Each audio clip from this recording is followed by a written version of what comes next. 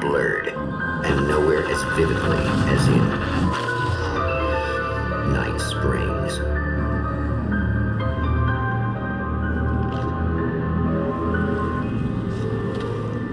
The man before you is a champion of light. He is part of a conflict between darkness and light that is both ancient and eternal.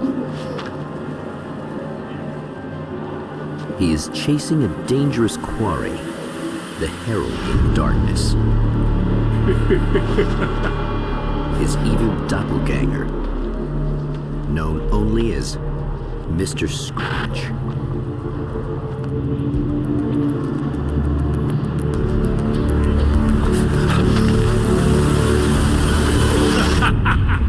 I'll catch you eventually! Maybe.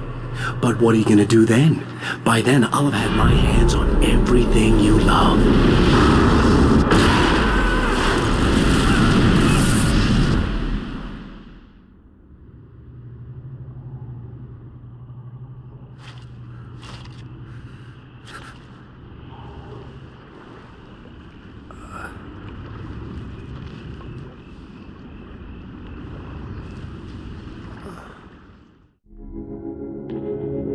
The man has been brutally spat out from the darkness that surrounds the shores of our reality.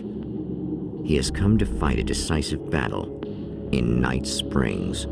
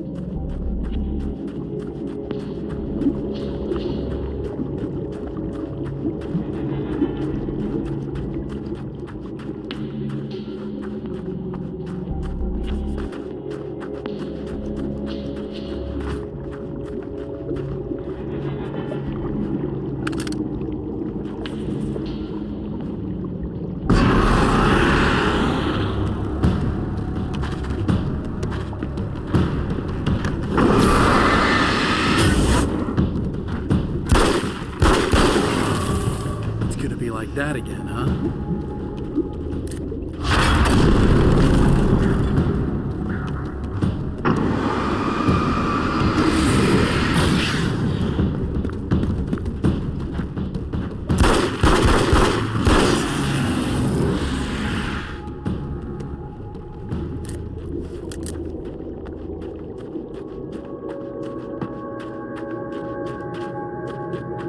In another life, the man was a writer. He still practices that art, forging weapons of war out of ideas. But the violent currents that brought him here have scattered the pages he has written.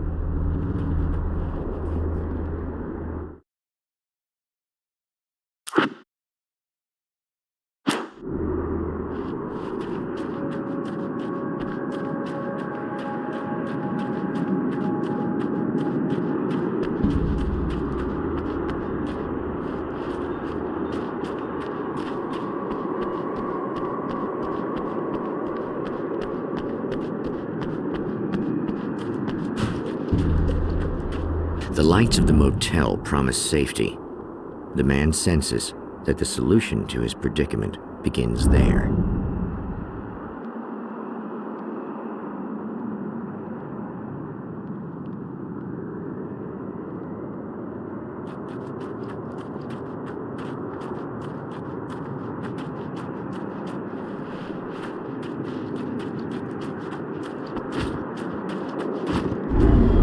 Somewhere within the Earth, space itself has been pierced, and from dark depths runs a steady flow of monsters. The man recognizes the hand of his evil double in this. He knows he must put an end to this madness.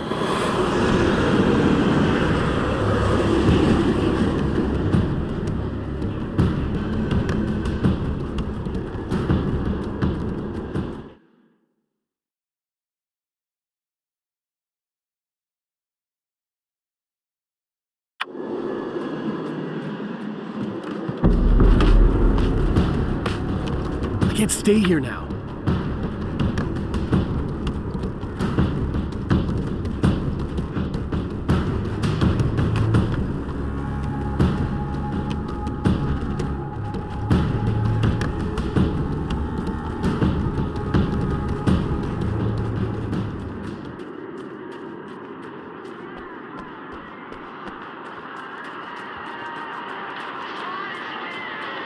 Hello?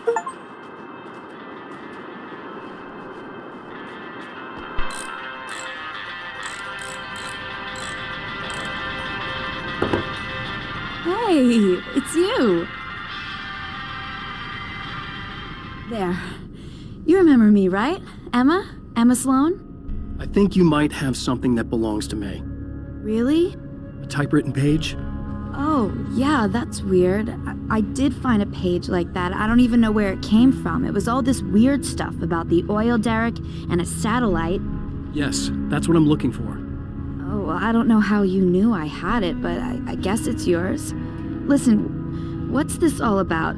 There are these really creepy guys hanging around the oil derricks. There's something really weird about them. They're dangerous. I'm gonna deal with them. Try to stay out of their sight, okay? And stay in the light. They hate the light. Just to be clear, you should know that we haven't actually met before. Sure we have, Mr. Wake. Remember you stayed at the motel here. No, the guy you're talking about just looks like me, even if he uses my name. He's behind all this trouble. Oh, I thought, now that you mention it, I guess your aura looks a lot nicer than his, actually. I'm very sensitive to things like that. There's a bunch of stuff I need to find. The things mentioned on that page? Well, there's a lot of old crap lying around this place. Great, thanks. I think you should be able to find everything, except the satellite, obviously. Are you gonna tell me what this is? I don't think that'd go over too well. Why don't you let me be the judge of that? Fine. The page is a formula for rewriting reality. Either I use it to close a strange portal to a place that isn't in our world, or shadowy serial killer monster things keep pouring out of there. Yeah, you were right the first time. You can think what you want about me, but there's still bad guys around. Be careful. Well, you might be nuts, but I've seen the way they move, the way they look. I'll buy that. They're cold taken. They aren't really human. Not anymore. And they're climbing out of the oil well? What, do they have secret headquarters down there, or...? No, that's just where the point of connection is. It's a hole that leads to, well, it's a really nasty place. That's why I need to close it. And the guy who looks like you opened it, because he was hanging around the oil field before. He gets around, unfortunately. Thanks for helping me. Oh, I wish I thought you were just a nutcase. Actually, I kind of expected you to. Me too. But I feel like this is how it's supposed to go. Isn't that weird? Not really. I get that a lot in my line of work. What do you do anyway? I'm a writer. Obviously. What was that you said about my aura? Oh, I'm very spiritual, you know. I can see auras, but I only use it for healing and helping people. I'm like a wise woman, you know? I give people insight and advice. Look, just because I say crazy things doesn't mean I believe everything. Don't be like that. Maybe you should take a few crystals with you if you're going out there. It might be dangerous. They soothe your energies and focus your mind. It's fantastic. And they help me take out the bad guys? Oh, well, no, not as such. Yeah, okay. I think I'm... Or I have some wonderfully potent herbal detox suppositories. Yeah, I'm good. I'm good.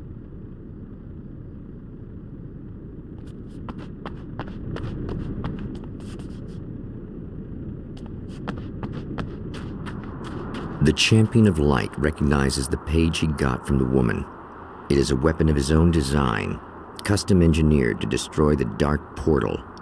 If he recreates the conditions of the page, a great power will be unleashed.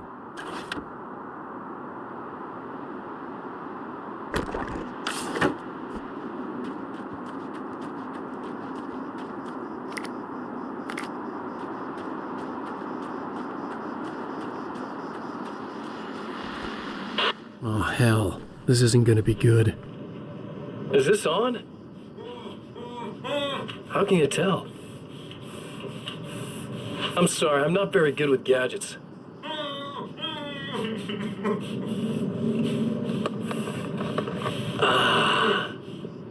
That's more like it.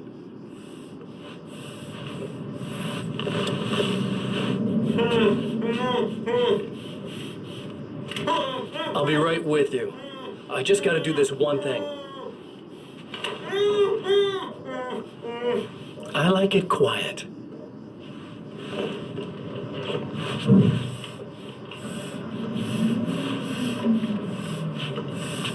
I bet you're wondering why this is happening. Why am I doing all this? Why am I so hell-bent on ruining your life? You're cramping my style. You've got money, fame, everything you could want. But you don't know what to do with it. I do. I'm getting all the things you never had the balls to go for. Having more fun, too.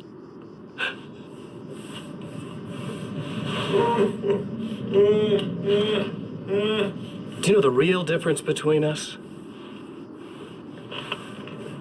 I'm not afraid to be the center of attention. This poor slob's just collateral damage, really. I mean, made some information out of him earlier. But this part? This is just for kicks.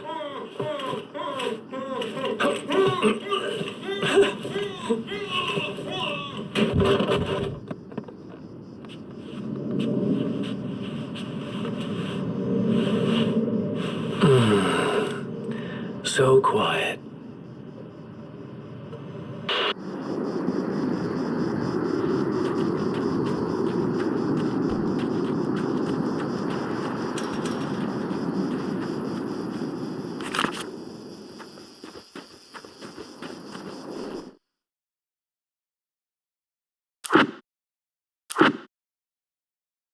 My name is Alan Wake, and I'm a writer.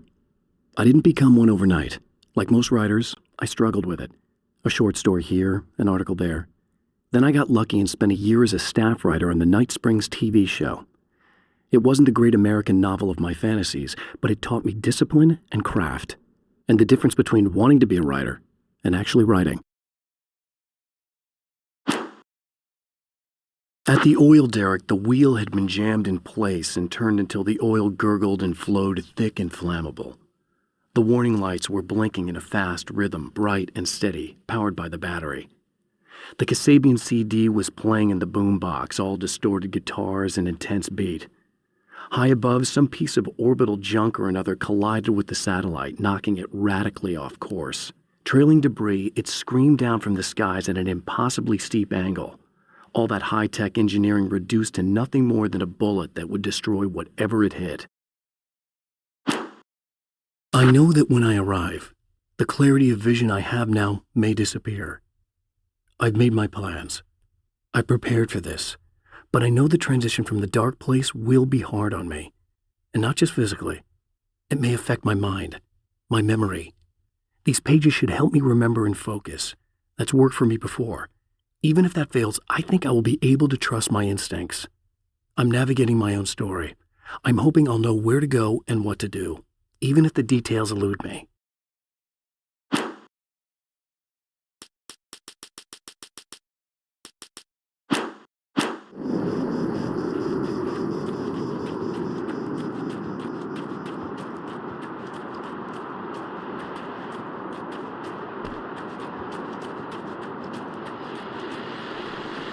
Well, here you are, about to enjoy another cool Arizona night with me, Eddie Rodman, the host with the boast. Hey, any of you guys remember Old Gods of Asgard? Man, I actually saw them twice back in the 70s. I was just a kid then, but my dad worked at this club, and he'd sneak me in to see bands all the time, you know. Talk about an education. Anyway, great band, couple of great albums, solid fan base, and then they kind of dropped off the face of the earth. Well, now, almost 4 decades later, they're making a comeback. And let me tell you, these boys have seen a lot of road. There's some serious rock and roll veterans, because they weren't too young even back in the day. Well, now I've got Odin and Tor Anderson, 2 of the original Old Gods, in the studio with me, along with their manager, Barry Wheeler. Nice to have you guys here. Oh, hey, great to be here, Eddie. Yeah, hey. Hello! Now, boys, let me just come right out and say this, all right? Spring chickens, you ain't. I mean, you guys, you make the Stones look young.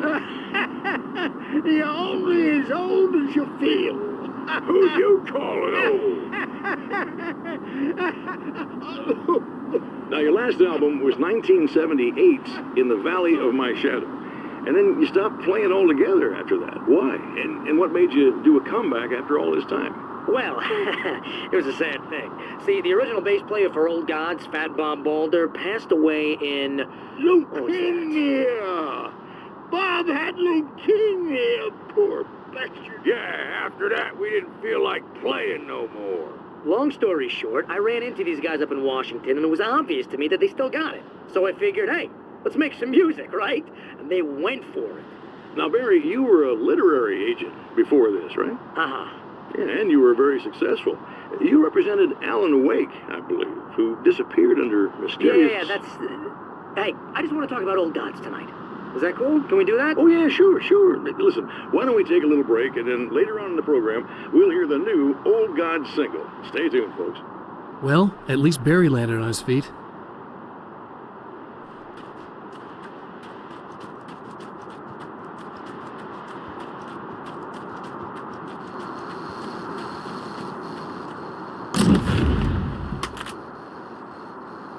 I guess it's about time I went full auto.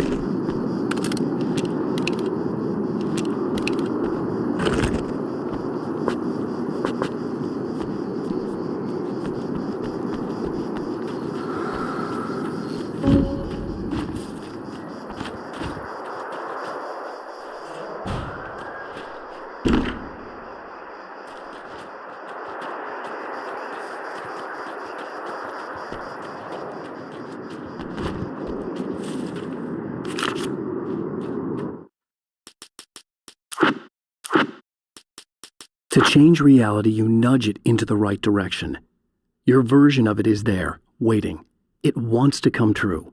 All you need to do is help it achieve its potential. The devil is in the details. You change the details of the scene to match those on the page. If you get the details right, if you achieve that critical mass, the shift will come, and the rest of your new reality overrides the existing paradigm. The lie, no matter how outrageous, is now the truth.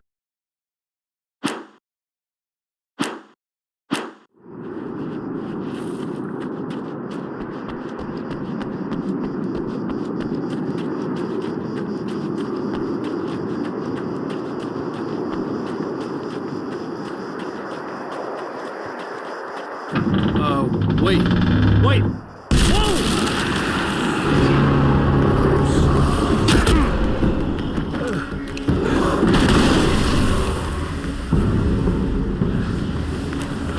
There's one thing down.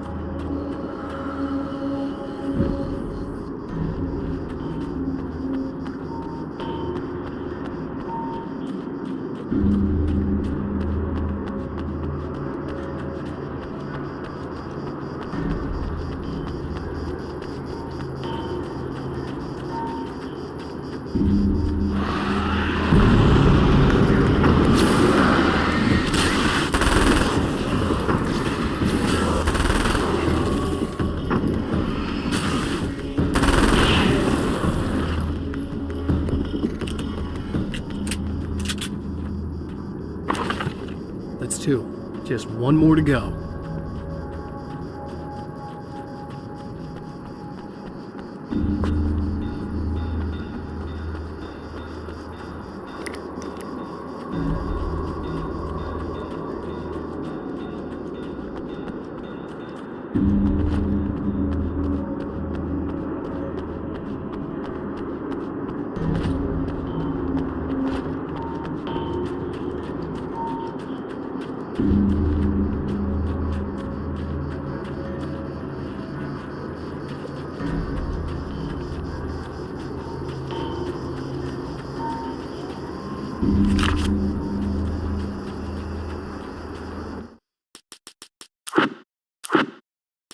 The reality we take for granted is softer, more adaptable than we think.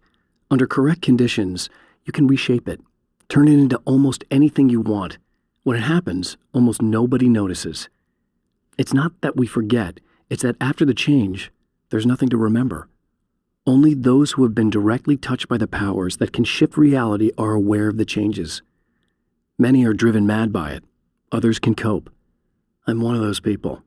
And I know how to wield that power to rewrite reality.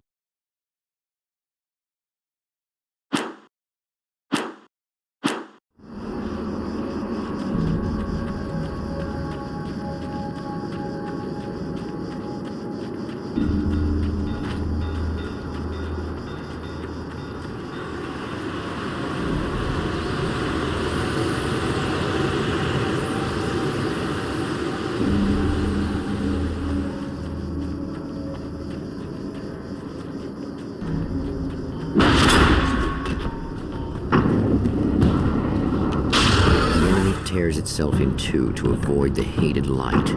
It becomes weaker, but more numerous. Such is the arithmetic.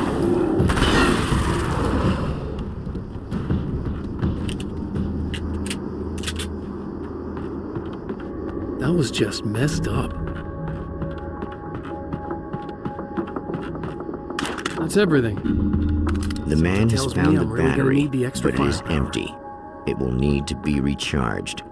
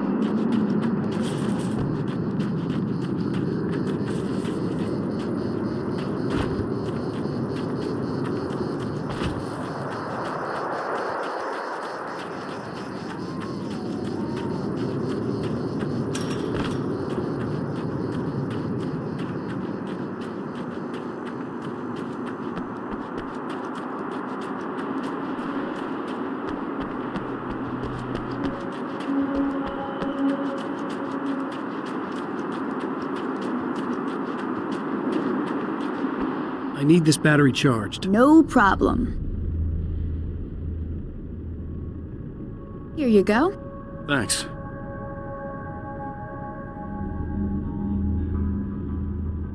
Listen, I don't know what's gonna happen exactly when I do this. My memory's a little hazy. I don't even know what that means. All I'm saying is you don't want to come anywhere near the oil field, all right? This thing could get out of hand. In the middle of highly flammable materials. Great. I'll do my best to contain it. Just please don't turn out to be some kind of crazy terrorist guy, okay? Okay, I'm gonna go now. Wish me luck. Wait a sec, I want to ask you about something first. What did you mean with that "my memories are a little hazy" thing? I had a pretty rough time coming here. It was like being caught in a tsunami. I blacked out for a while. It's hard to explain. There's a barrier of sorts that I had to break through. I was lucky to make it here with my wits as intact as they are. So you might have brain damage, you're about to do great things with a magic piece of paper, and you came here from another dimension? No, I'm from New York. I was just visiting another dimension. Oh, yeah, okay. My bad.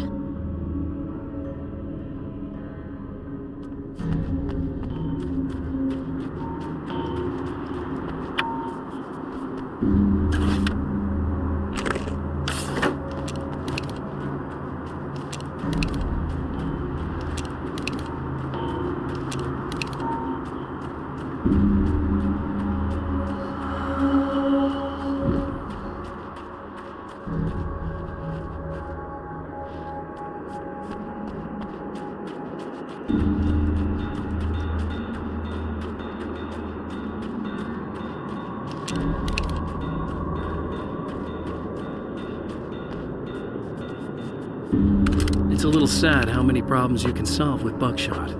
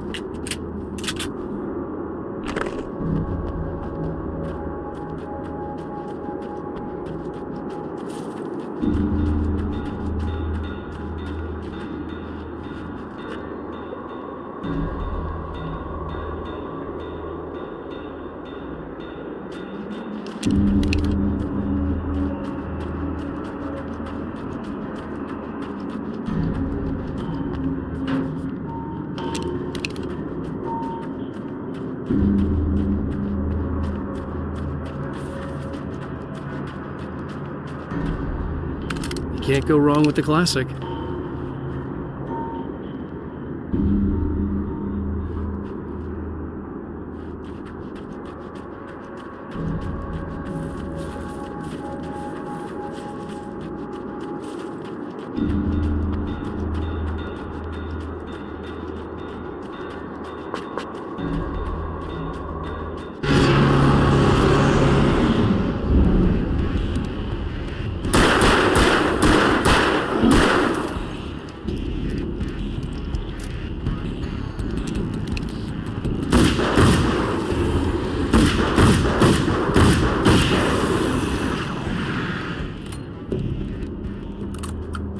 Time to make some serious changes.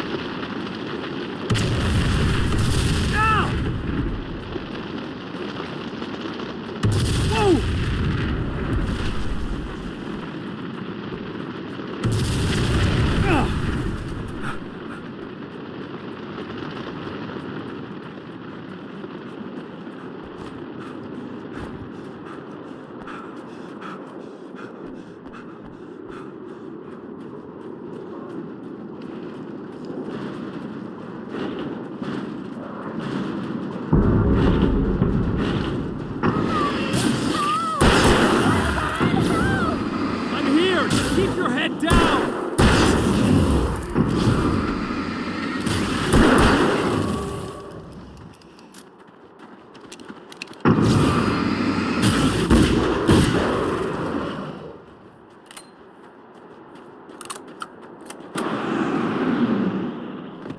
I think I hear more of them! Yeah, I think I noticed.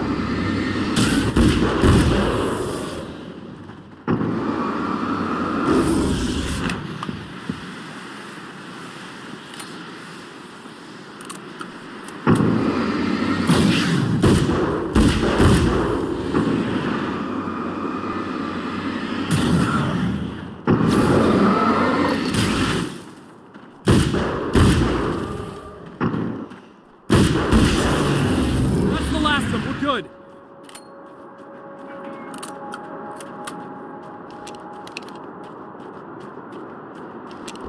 What the hell was that? Easy. I got him. You're safe. I need you to tell me what you know about him. The guy who looks like me. There was a party in one of the rooms. It was pretty wild. I'm not sure which room it was in. You didn't attend. No, I wasn't there. But it got way out of hand. Anyway, I heard that he went to the diner and there was a fight there or something. Maybe you could find out more from there. I got some keys that you could maybe use. You just happen to have the keys, huh? Fine. I'll take a look. Stay here. Like hell. I'm getting out of here as soon as you leave so I could close up this place and go home. Emma, you really want to stay here in the light.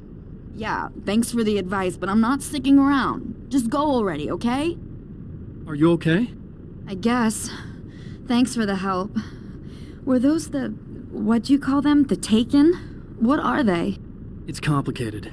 Short version, the darkness can take people over. That's why I had to destroy the oil derrick. Otherwise, they would have overrun the place. Wow, I didn't think you'd actually do it. I mean, I didn't think it'd work. That's crazy. Let me just try one more time at the risk of sounding like a broken record. It's bad out there. I don't want you hurt. You should stay put. Yeah, while you turn this place into an inferno, run around shooting things up and play some kind of weird games with your psycho evil twin. Don't get me wrong, you're nice for a weirdo. I'm impressed as hell by all of this, but enough is enough. I seriously just want to get out of here, okay?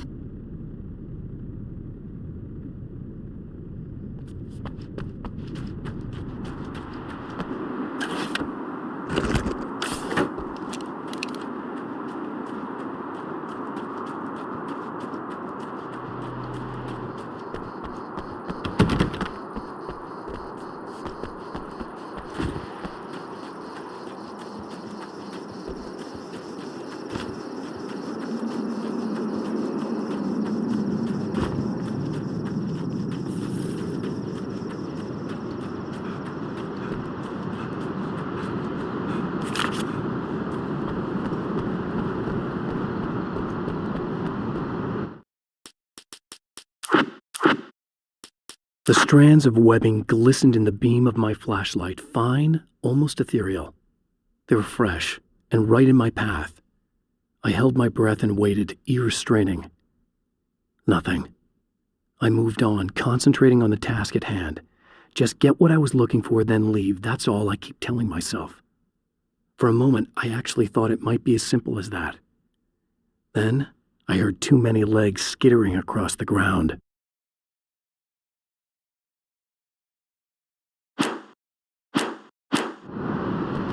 A poltergeist. Its existence is one of rage and hostility, and its very presence turns ordinary objects into deadly projectiles. Oh, shit!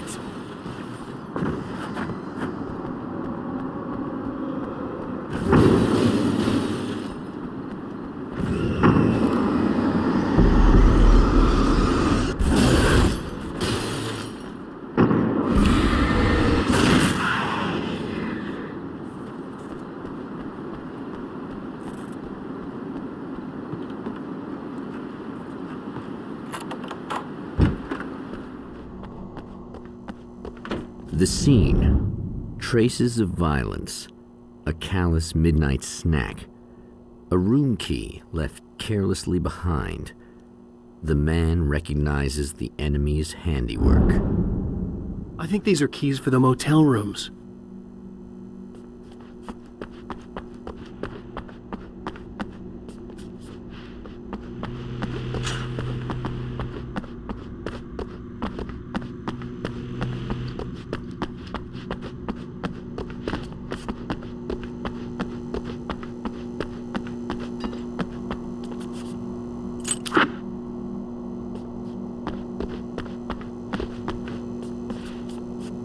Satellite and now this?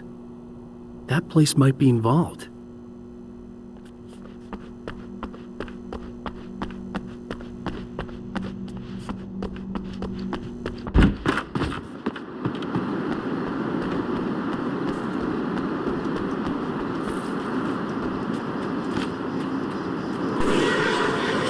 Emma Sloan was a believer in a great many things, most of which were entirely fallacious.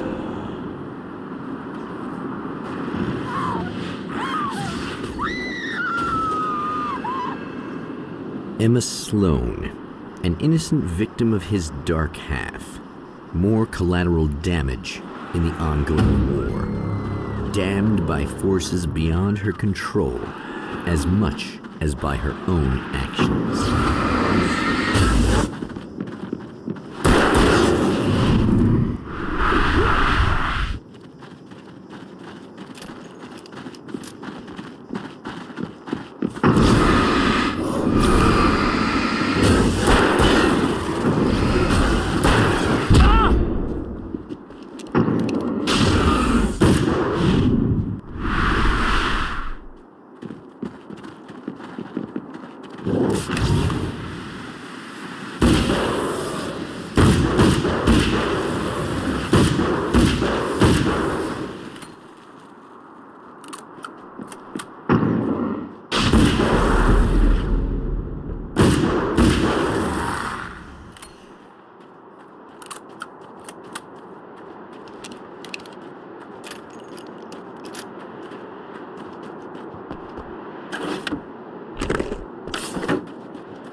Damn it! Why didn't you listen?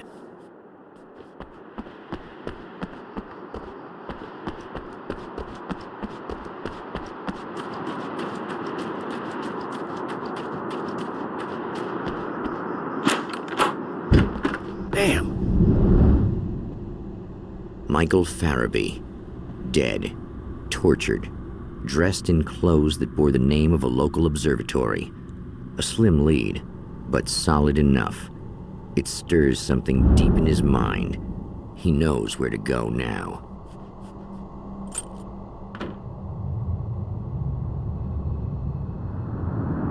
The observatory, hot on the heels of the Herald of Darkness, the Champion of Light forges on to see the stars.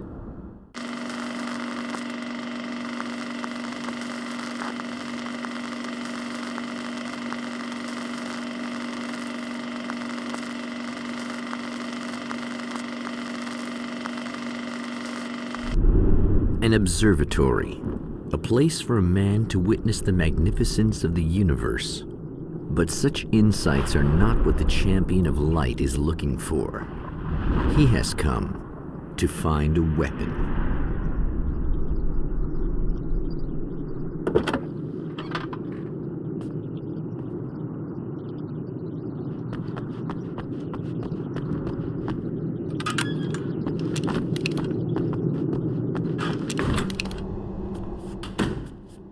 Welcome back, listeners. As you know, I'm Eddie Rodman, and I'm still talking to old gods of Asgard, who are doing their big comeback tour. How's that been going for you, Odin? Splendid! I'm having the time of my life. You know, I didn't realize how much I'd missed that. And what about you, Thor? It's okay, you know. Well, this must bring back a lot of memories. Oh, yeah. It's wonderful to be back on stage. If it wasn't for my knee, I'd feel like a young man again. Well, speaking of that, I hate to keep harping on this age thing, but I gotta tell you, I've heard your new songs, guys, and you sound really good. Thank you. And this may be a touchy subject, but to be blunt, you really don't sound, well, old. I mean the difference between your speaking voice and your singing voice, it's pretty striking. What the hell are you talking about? You saying it's not us singing on that record? What? What's he talking about? No, I'm not saying that, guys, but I can't help noticing the difference. Son, you're on thin ice. You calling me a liar? Whoa, hey, let me just step in here for a moment, boys. Yeah, Eddie, they do sound different, but believe me, we're not talking Milli Vanilli here. These guys are the real deal. Why don't you come to the gig tomorrow night and see for yourself? Once they get on that stage, boom, things get real. Really? Believe me, they play like they're possessed. It's almost like magic. Look, you see my boys play, you see the old gods for real. These guys project a lot of power. They're not lightweights, you know what I'm saying? All right, Barry, I'll see if I can make it. Now, let's take another quick break here, and after that, we'll play the new Old Gods of Asgard single. Don't you go away.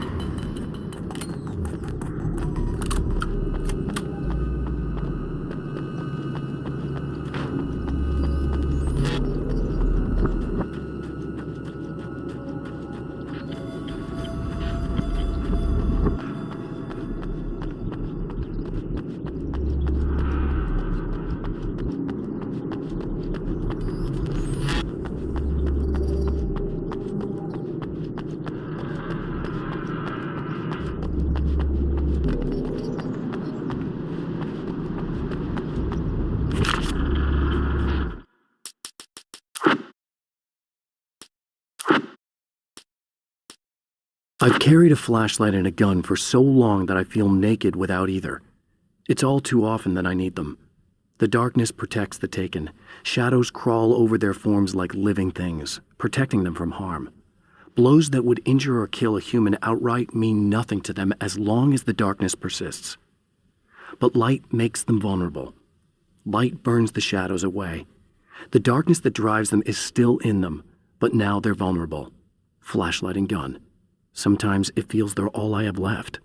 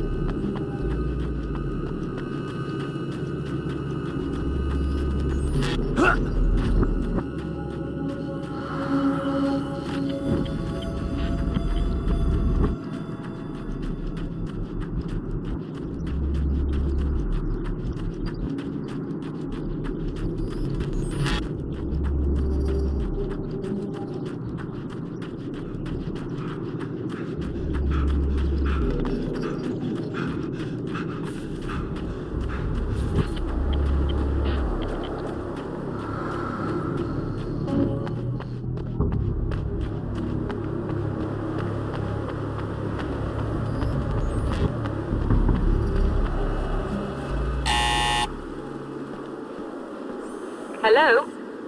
I'm Dr. Rachel Meadows, and... Wait a moment, it's you! I can't believe you dare show your face around here again.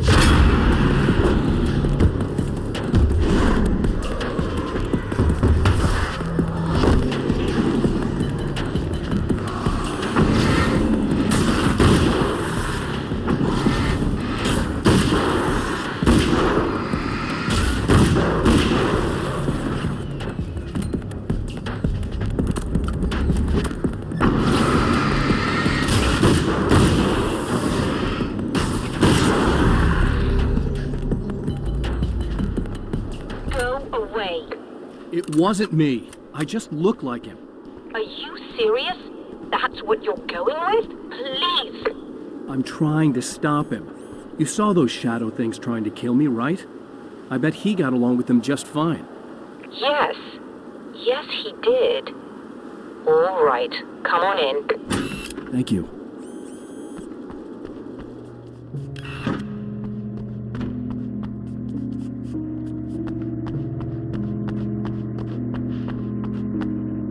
Hey, buddy. I figured I'd take a moment to talk to you. There's a party next door. I'm feeling pretty good right now. A little beer, a little fun, you know? It's nice.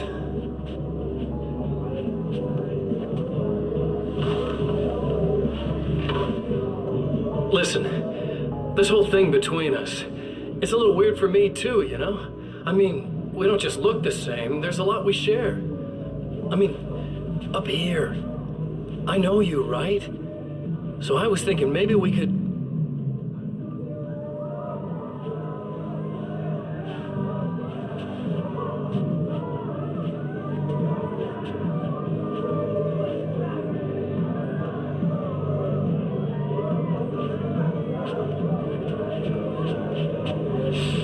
These guys are getting out of control. Look, I feel like we're both victims of circumstance here.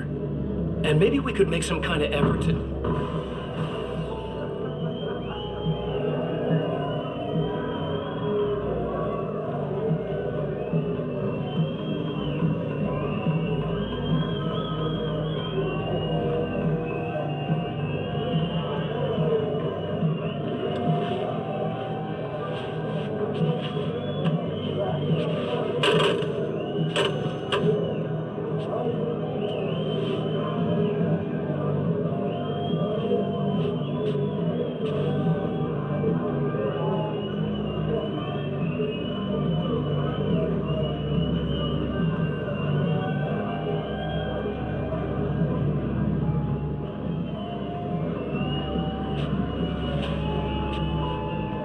Never mind.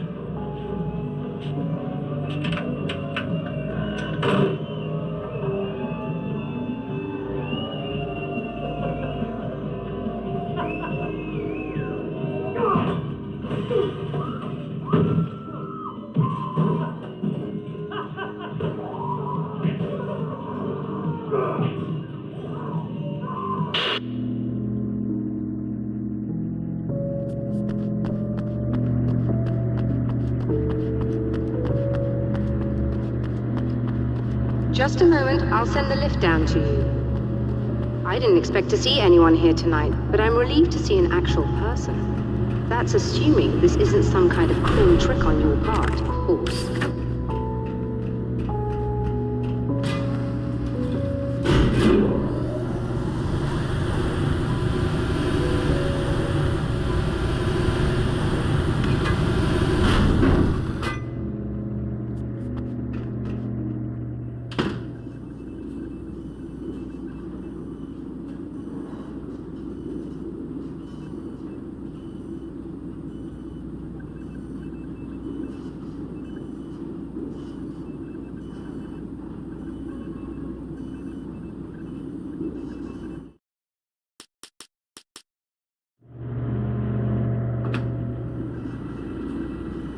Doctor, the man who looked like me, what did he want here? There's a strange astronomical event happening right now. Something I can't begin to classify, but I think it's disabled our satellite. There's a very peculiar signal that we're receiving. A signal? That's what I'm here for. Well, so was he. But he didn't seem to understand it at all. He got very angry, sabotaged our imaging array, and now we're blind. I believe the event is still going on, but we can't pick it up. Is there something we can do? What he broke is essentially just a special camera, but we can't use the telescope without it. There's a replacement in my car. If you can get that to me, we're back in business. Consider it done. Tell me more about the signal. It's almost as if something's being transmitted to Night Springs. It's the strangest thing. It's quite elusive, almost as if it wasn't properly there. I don't know how to describe it. So, what was the signal like? I wish I knew. He appeared before I had a good fix on it. He was very pleasant when I was working, but when I isolated the signal, he suddenly forced me out of the control booth. He said it was none of my business. He seemed to change. Somehow he was very smooth and charming before that, but suddenly he became, I'm sorry. I'm not sure I want to talk about it. I have to ask, do you always wear that to work? I was at a party for a local art exhibition. Fascinating works. When I was called away by my assistant, Michael was the first to spot this event. I don't know where he is now, actually. He was supposed to bring us some food, but he never showed up. Tell me about the event. Oh, it's quite fascinating. It looks as if stars were changing, somehow. Or shifting positions. It isn't really happening, of course. Most likely it's caused by some kind of atmospheric refraction phenomenon, but I've never seen anything like it. Did he hurt you? No, he didn't quite threaten me exactly, but those shadowy things started to crawl into view, and whatever the signal was, he seemed to be extremely frustrated by it. He just started breaking things and left. I thought it best not to interfere. You were lucky. He's done much worse. Yes. He showed me a knife, and he kept talking. He enjoyed the sound of his own voice. A proper maniac. You really aren't anything like him, are you? Believe me, I try very hard not to be.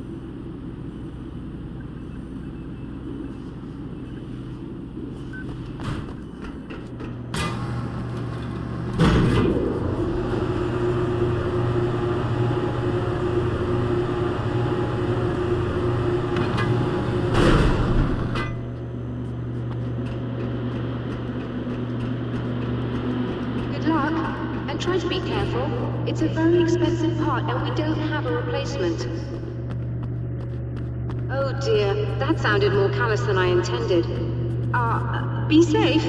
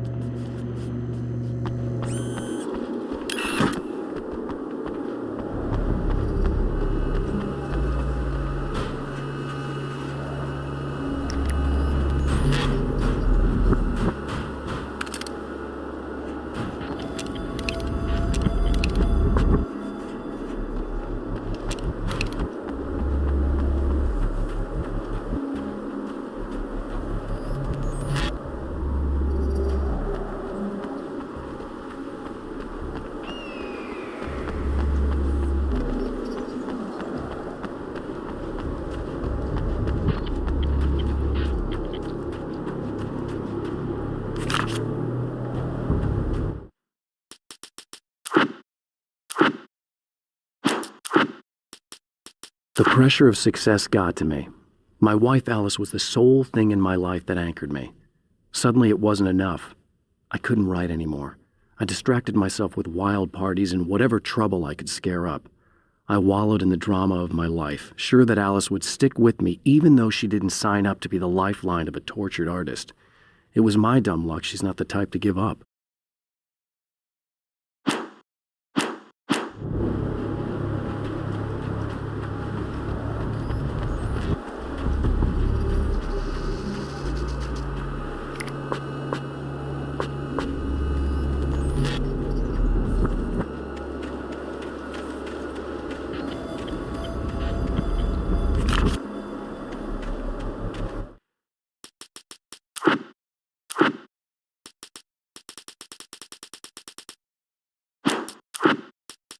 The spiders aren't really the work of the enemy.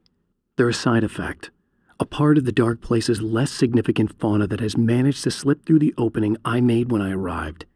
Less an animal than an idea that has assumed the form of an animal. Makes them no less dangerous, but at least they're a little easier to deal with. The darkness doesn't protect them like the Taken, and thus they can be destroyed by either light or bullets right away.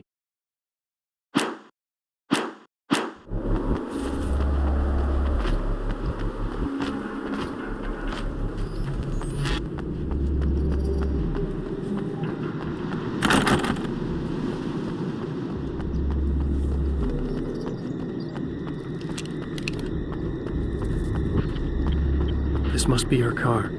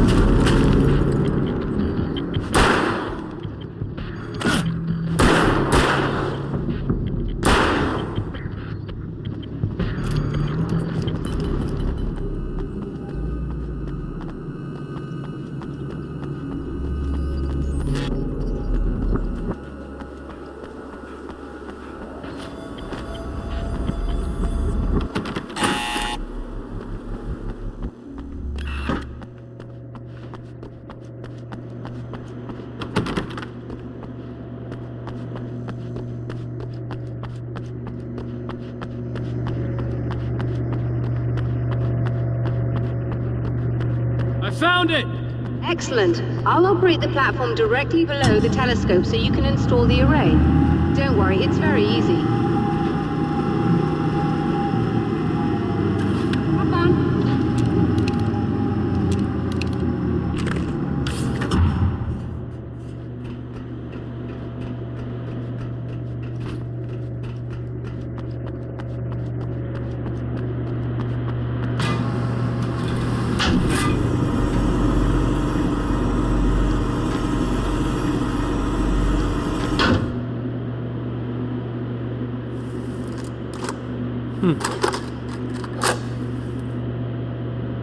Brilliant, you got it.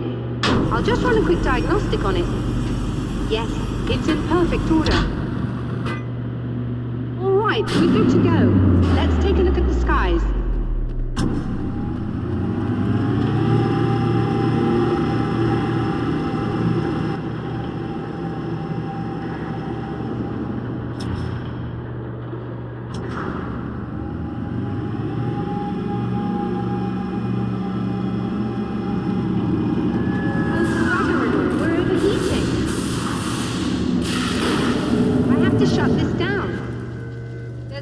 With the automated coolant system. Somebody just interrupted the flow. So now what? Well, you could go and open the secondary coolant flow valves manually. I know it's dangerous there, but, well... I got it! Please come talk to me if you have questions.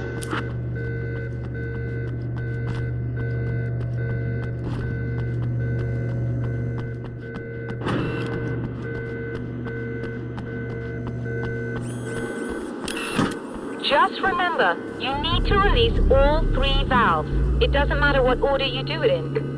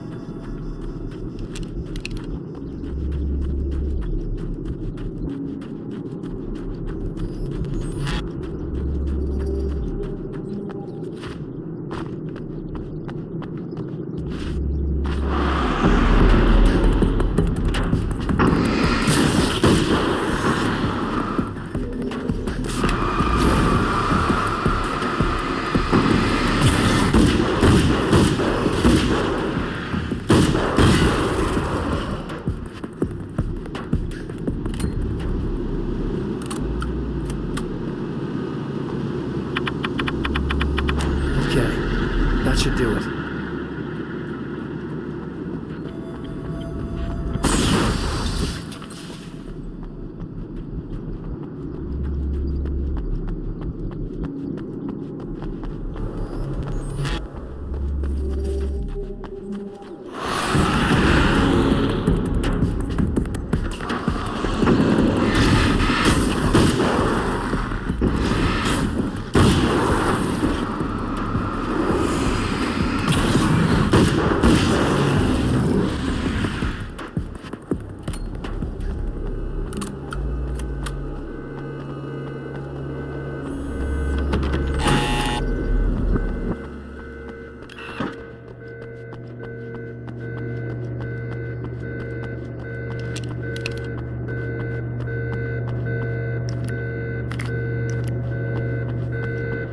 Released all the valves, Doctor! Is it working?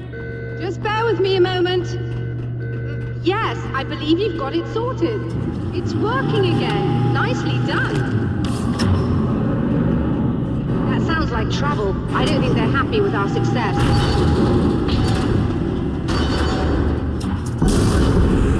Look out, they found a way in.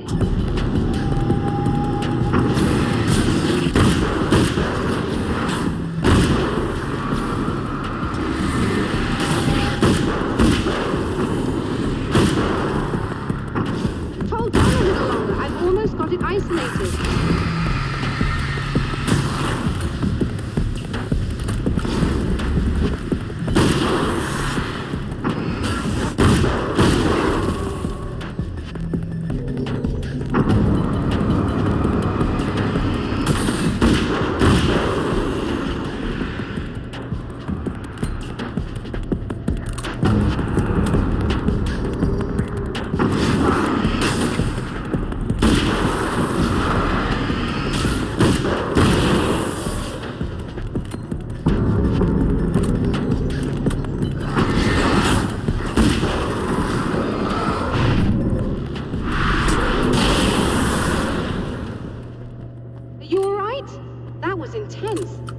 sighted in now. I still have no idea what I'm looking at, but it's very strange indeed. Oh, where are my manners? Please, come on up. I'm sorry, I was distracted.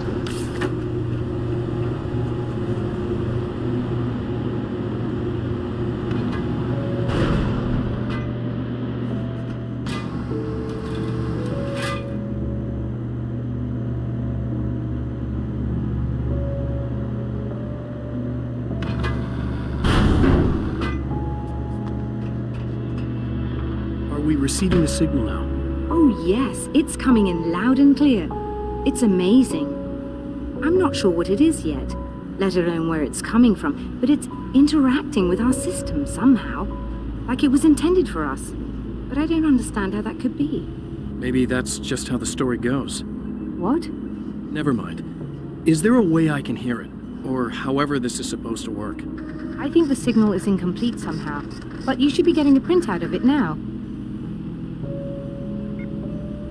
What do you mean it's incomplete?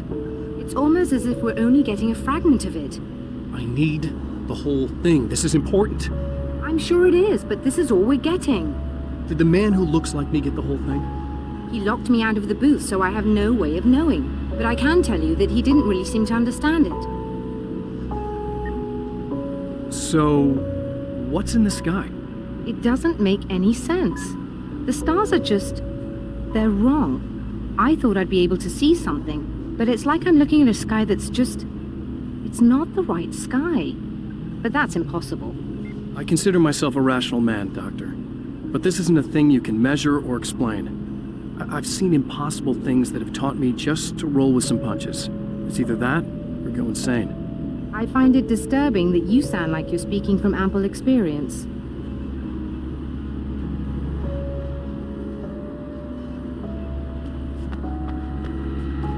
A printout of a signal. It too is a weapon created by the Champion of Light. In its words, stirs a new reality. But it is incomplete, and yet it provides a roadmap for the man to follow, a course that will lead him to a place where he may confront his enemy.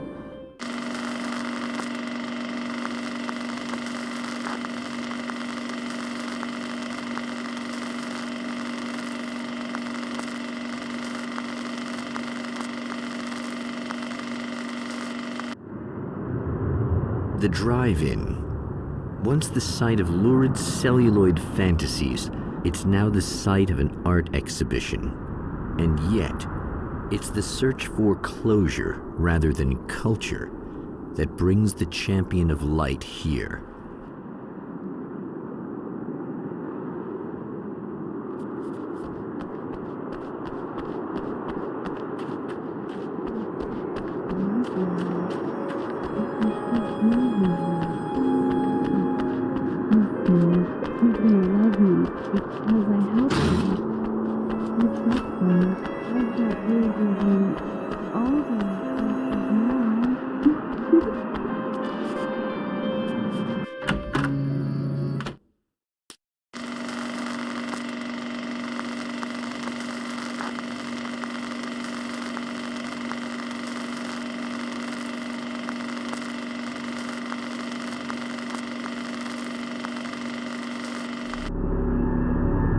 The drive-in.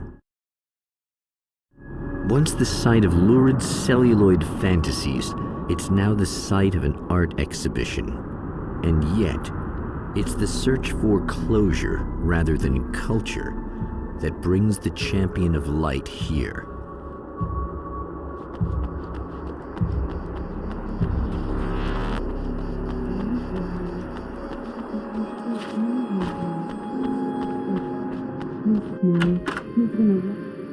Oh, it's you. That's fantastic. Are you okay? Go away. No, I want you. But you'll get angry if you're here. So, you gotta go. You know I'll do what you want. Okay. I love you so much. Did you know that love hurts? Are you gonna hurt me now? 'Cause you should. Lady, you got darkness on the brain. I think I can help you if I can get the lights on in here. You can't turn the power back on. It's not allowed. You said. So, where shouldn't I go so I don't turn the power back on accidentally? It's the big building on the other side of the drive-in, but it's locked. Where's the key? Just so that I know to avoid it. It's on the wall next to the cash register. But you can't. You can't. Don't be bad. Hey, no problem. I'm just gonna go do some other stuff. Scout's honor. Just try to stay calm. I've seen this kind of thing before. I think you're gonna be okay. Why is it so hard to think? You've been touched by darkness. I'm hoping it's not permanent. Remember when you were here before and you kissed me and then everything got all dark? That was the best. Listen, this is very important. Where did I go? Can you tell me that? Baby, you don't need to go anywhere. You're here now, and you're in my head. You should be in me. You should touch me again. Not with a 10-foot pole, lady. Hey, just in case there's a part of you in there that's freaking out right now, it's not your fault. I promise I'll do what I can to help you, okay? I don't... Please go away. Don't sweat it. I'm just saying that in case you really need to hear it, I've been there. I think there are spiders in my eyes. I think you put them in me. Yeah, I'm just gonna go now.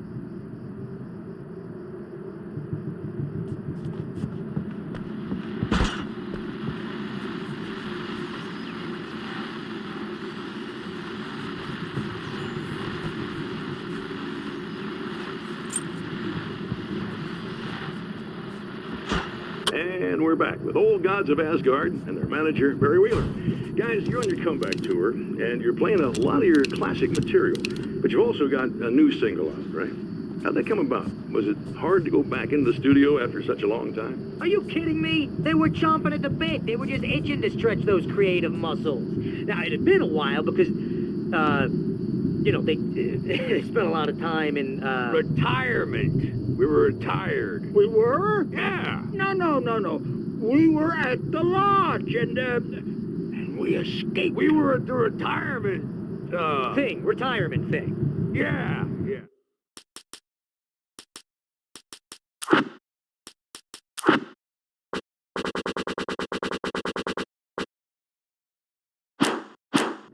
So, really, once we got in the studio, things started happening. Now, the music has changed a little bit, and the boys were a little rusty, so it took us a while to find the right gear. But hey, once we got going, boy, they kicked ass.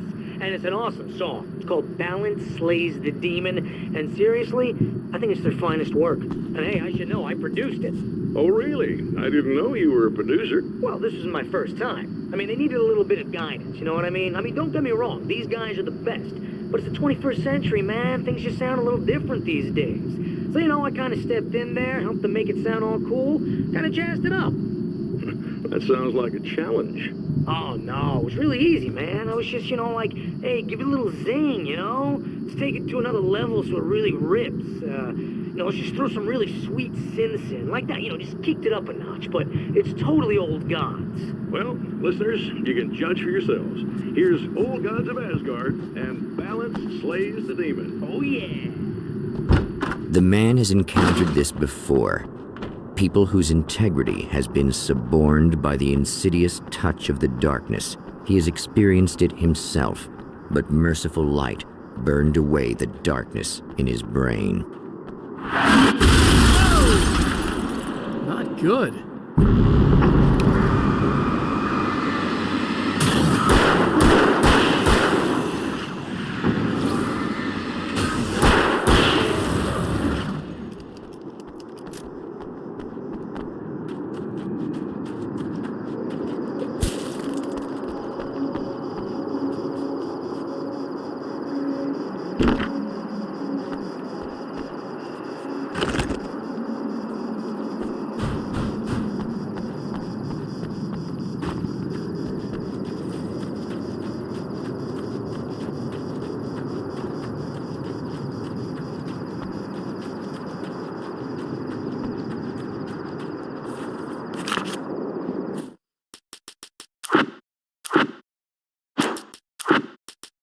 The car seemed to sail through the crisp mountain air in slow motion, spinning around one axis almost lazily. The moment was hypnotic. Then it struck the pipeline in a shower of sparks, the impact turning the windshield into a burst of safety glass. As it hit the ground, I snapped out of my reverie. The car was rolling downhill, slowing down as every bump killed momentum but still coming. The fence wouldn't be enough to stop it.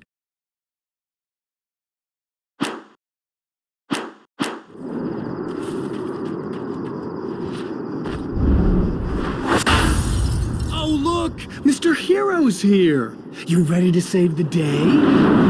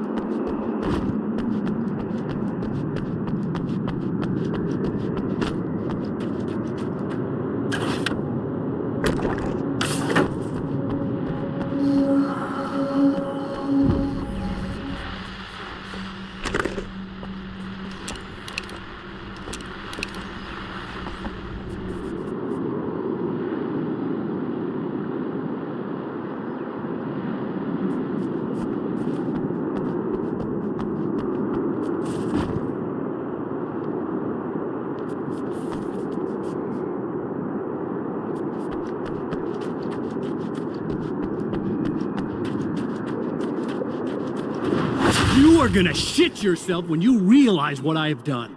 Shut up!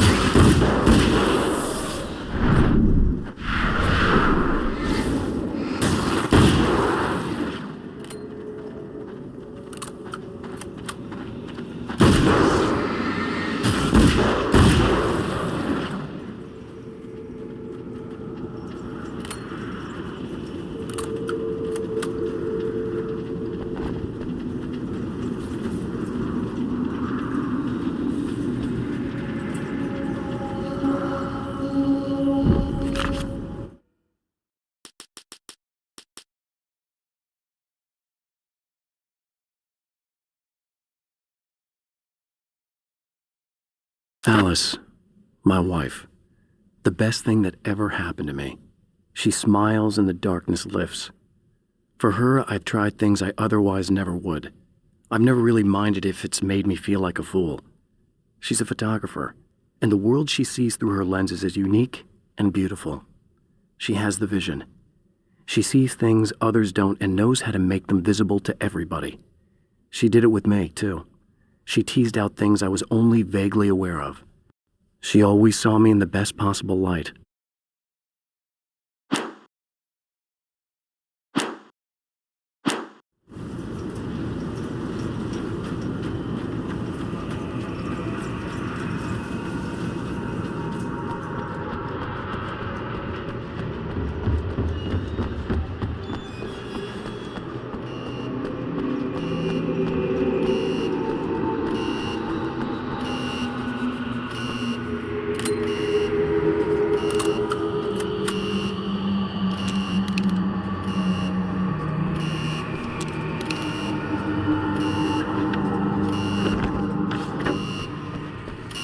Okay, I should be able to figure this out.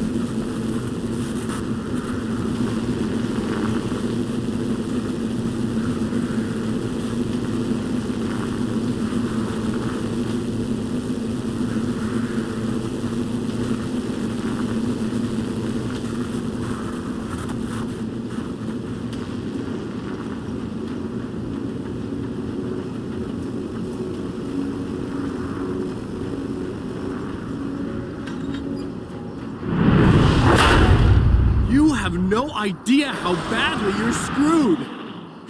It's gonna be a blast to watch you find out. By those.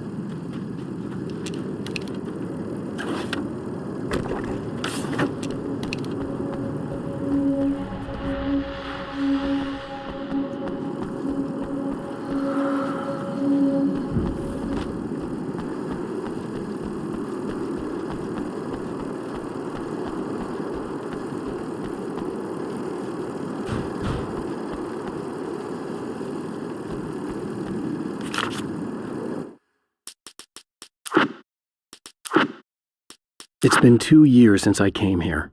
Being that long without Alice breaks my heart. And I know it broke hers. I know she thinks I'm dead. How could I blame her for that? It would be a crime to pretend that she owes me anything. She took all the stupid, self-indulgent bullshit I brought into her life and still stood by me. Still loved me.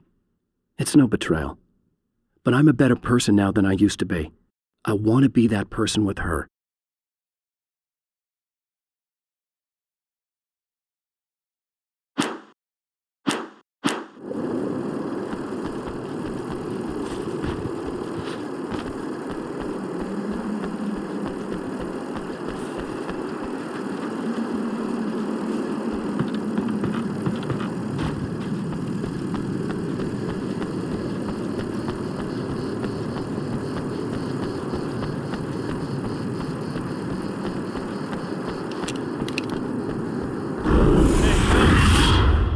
Wait.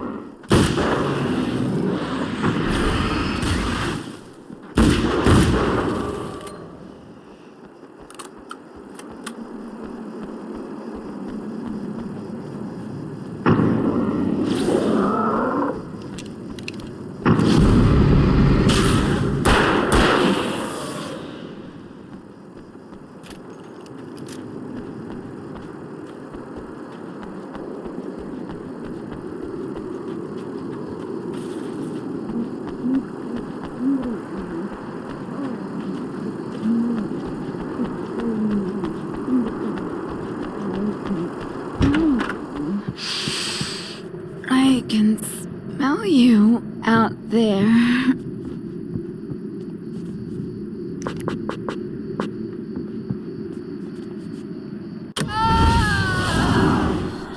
No, don't. Oh, it's not. It's you. Did you help me? Looks like you're feeling better now. Yes, I am. Thank you so much. I don't know what happened. There was this guy.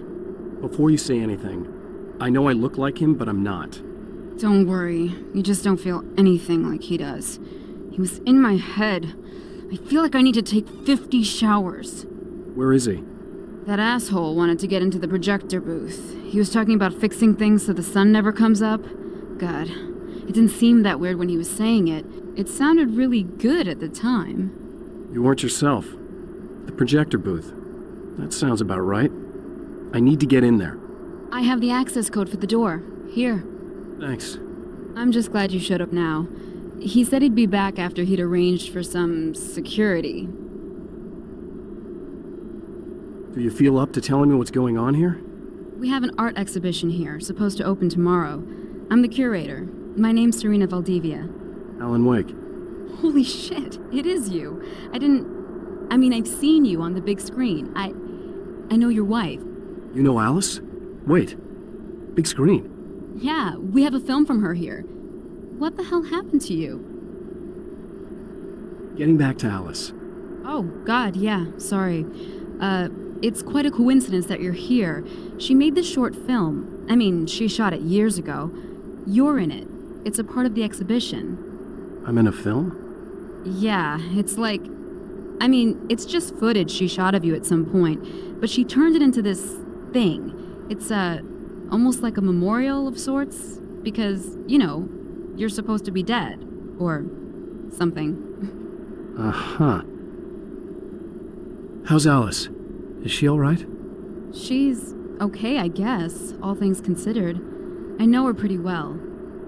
You're really Alan? I can't believe you're here. Nobody knows what happened to you. But there are people who say they've seen you. That wasn't me. He just looks the same. Like, Yeah, but that guy's a lot more slimy. The thought of him makes me... I hate him, but there's something about him, God, he's so creepy. Anyway, you're not like him. At all. I hope you can stop him.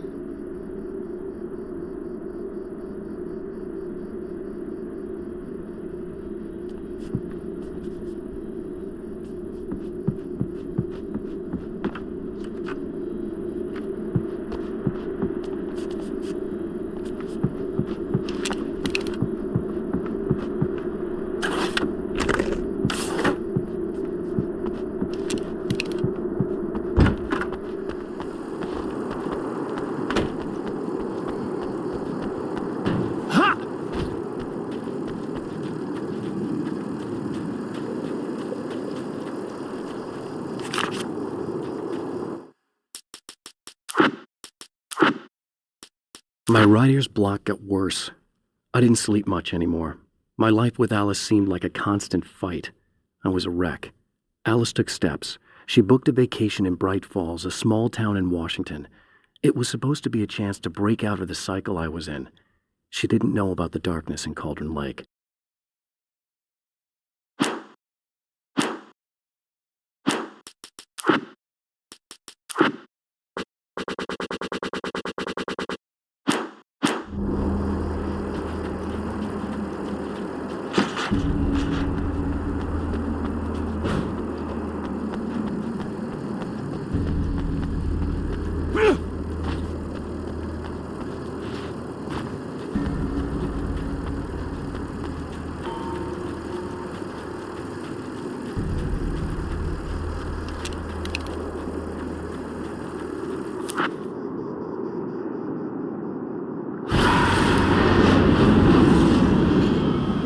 That's the security system? I guess it was too much to hope for an alarm and a fat rent-a-cop.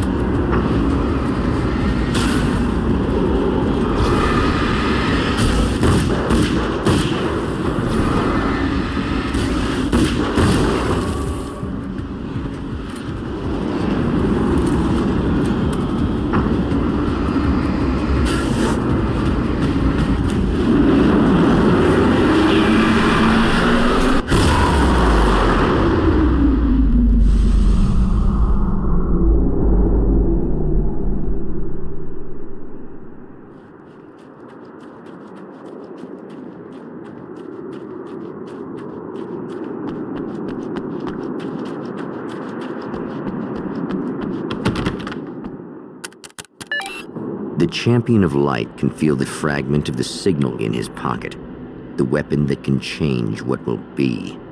It's incomplete, but it's all he has.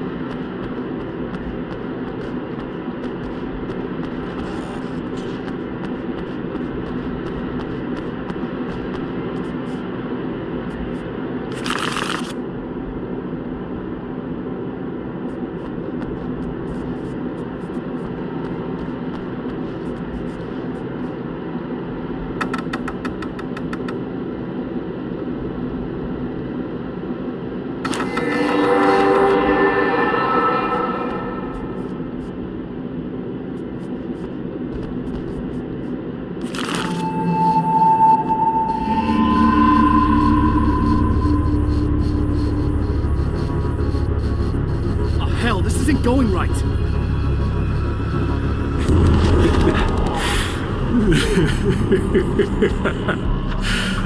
You've been up to something, haven't you? Too bad it's not gonna do any good. I'm a better you than you ever will be, and I've got all the time in the world. Everything you've got's going to be mine. Your life. Your wife! What are you gonna do about it? The sun's never coming up now. I can keep this up forever. Show yourself! Whatever you say, buddy.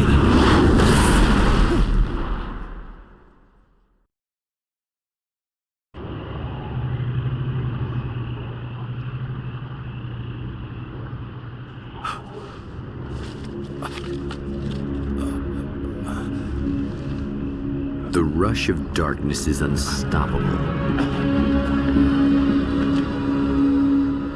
Time itself twists and tears, sweeping the champion of light back with its dark currents.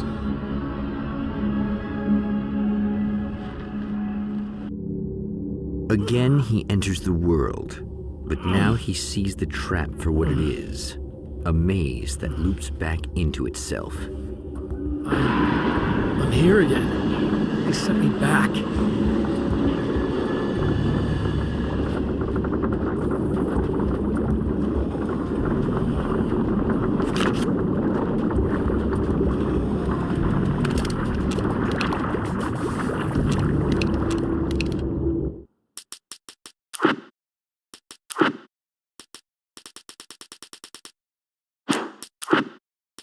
The atmosphere in the projection booth at the drive-in was charged, almost unreal. Despite that, the air felt cool and refreshing this late at night. It'd been a hot day. The summer was nearing its end, but it wasn't over yet.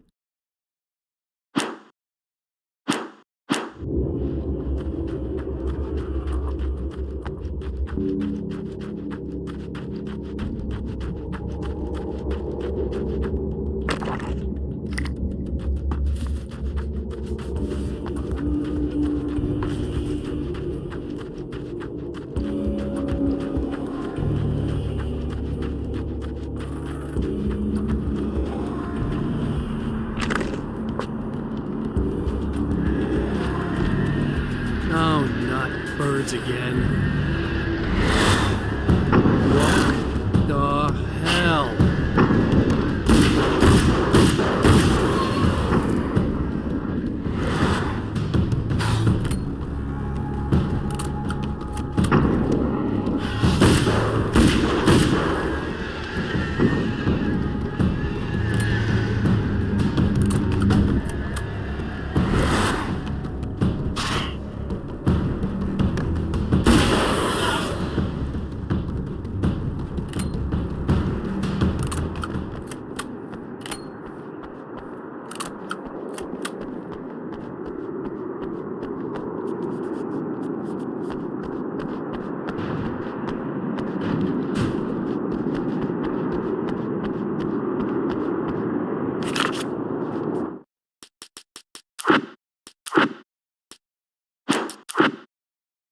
I'm trapped in the darkness.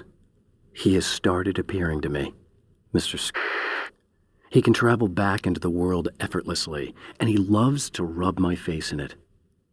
At first, he was just an echo in the darkness, a flicker beyond the edge of my vision. Now he started showing himself, getting bolder all the time, telling me what a great time he's having in the world while I'm stuck here, and what he plans to do, especially to Alice. All the moves I have left are dangerous and desperate. I have no choice. I have to hunt him.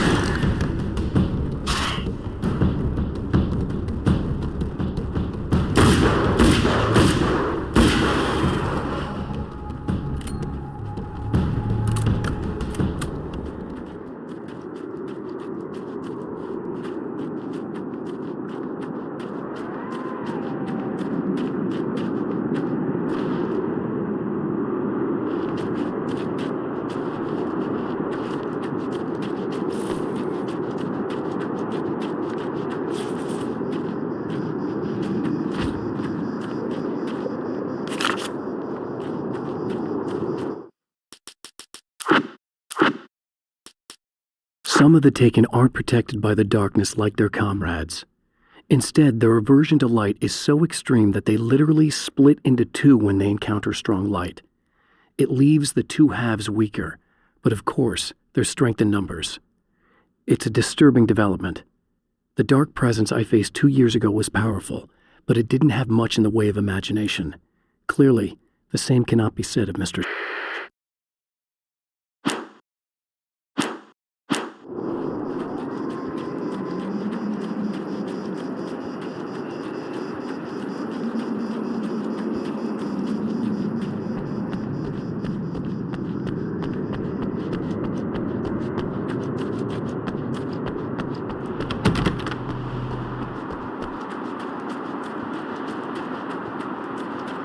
Emma? You here?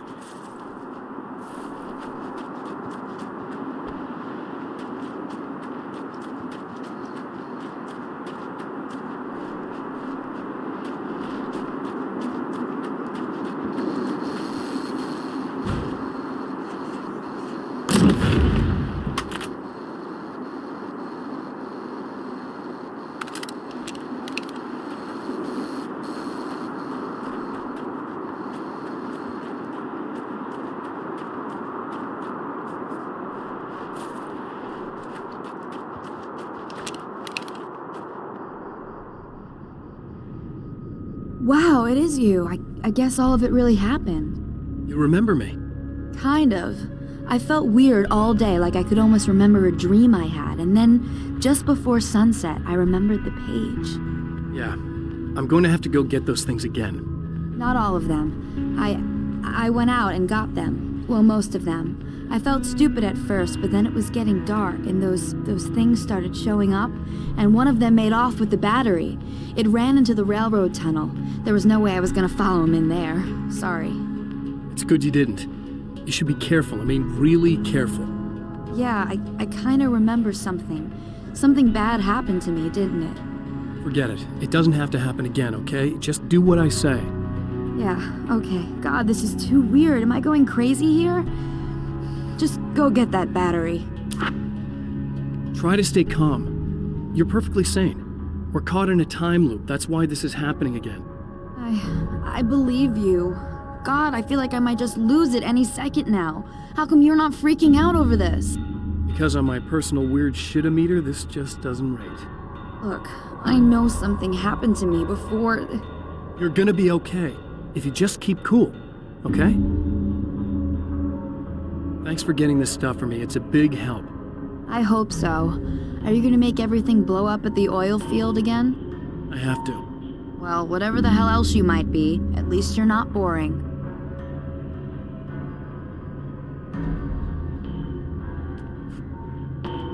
Just the battery.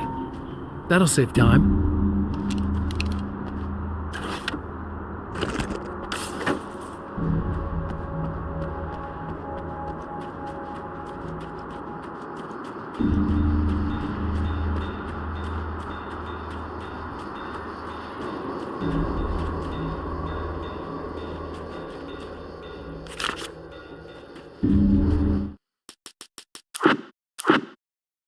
Night Springs doesn't exist. It's a fictional town from the TV show I used to work on.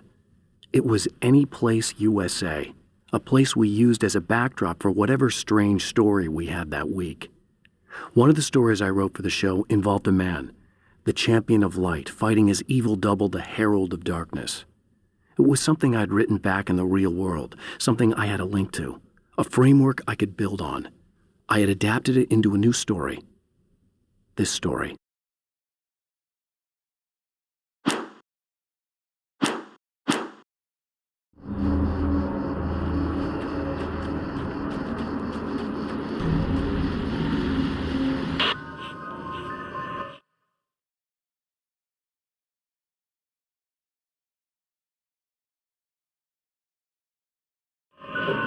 Okay. So this chick just came up to me and said she's my biggest fan. I know. They all say that, right? And she's giving me the eye. So I make a couple of moves. We have a couple of drinks. And then things start happening. But I say I have to go to the bathroom first. Uh-oh, right? She's got no idea. Watch this. This is gonna be priceless.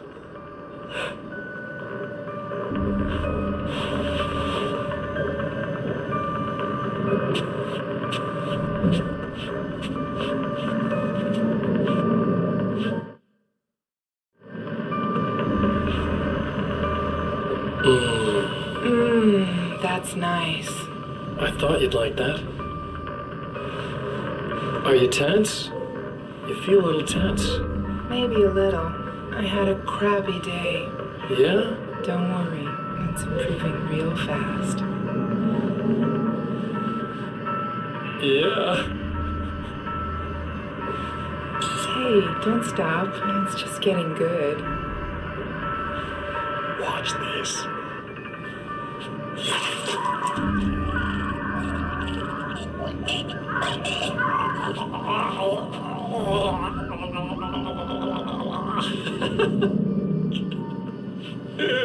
Yeah! Did you see that? Oh man! Did you see her? Boom! More than anything else, that's part of animals. It's in our nature to imagine, to turn fantasies into legends, to be storytellers. But on a rare occasion, the line between fact and fiction, imagination and reality becomes hopelessly blurred, and nowhere can fit a thing as in Night Springs.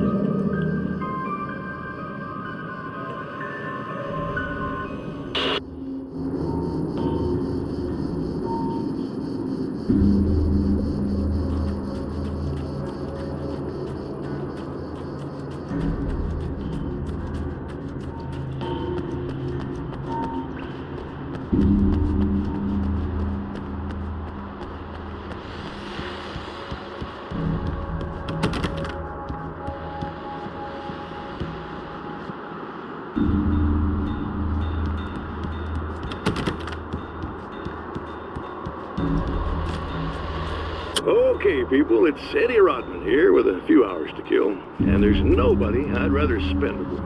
Nobody else in the whole world. Oh boy, let the land be on. Well, just in case.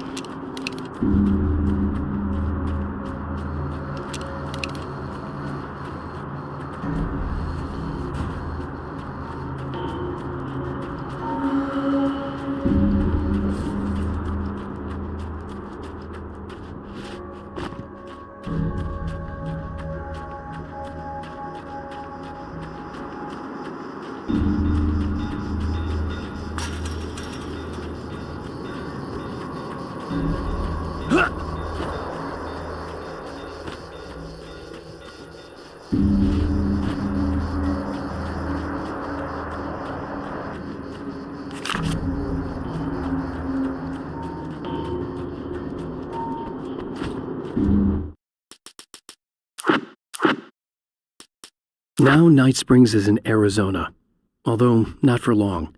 It's in Arizona because whatever the town that has become Night Springs is really called is located near one of the thin, worn places in the world where dreams and reality flow together and life is always a little strange. Perfect analogy for Night Springs. I can't return to the real world, I've tried, but I'm operating on dream logic, forcing the door open a crack so I can slip through. I can enter the strange little town of Night Springs. All I did was put it in Arizona for one night.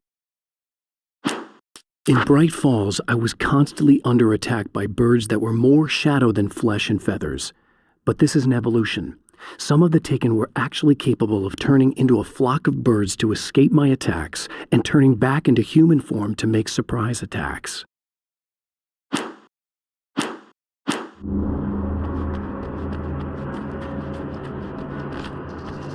Well, this should be perfectly safe.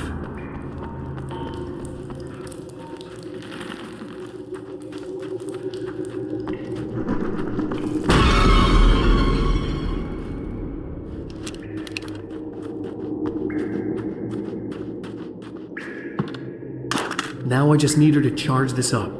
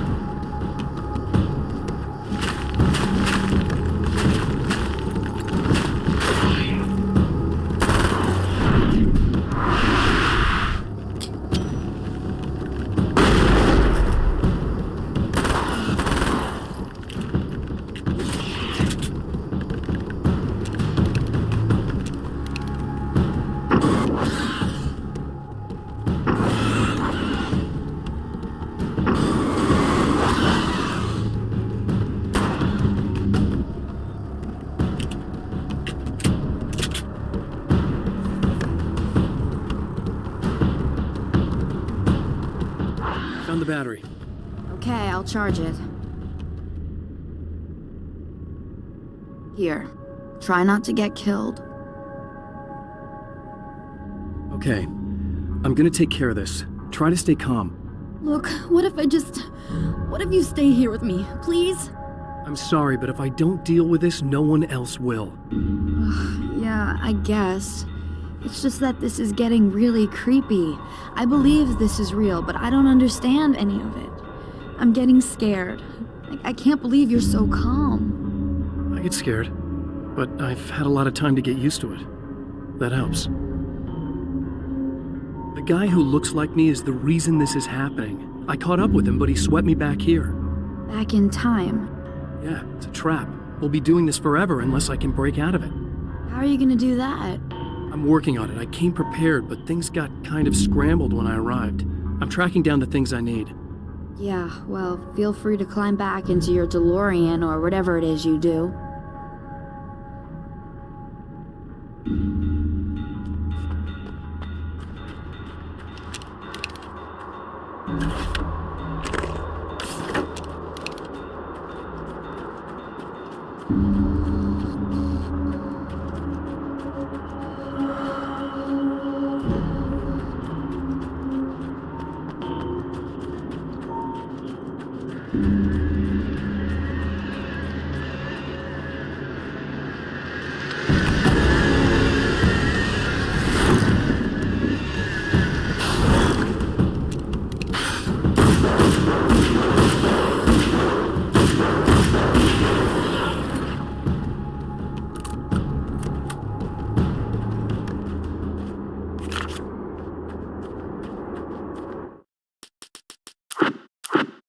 I don't make friends easily.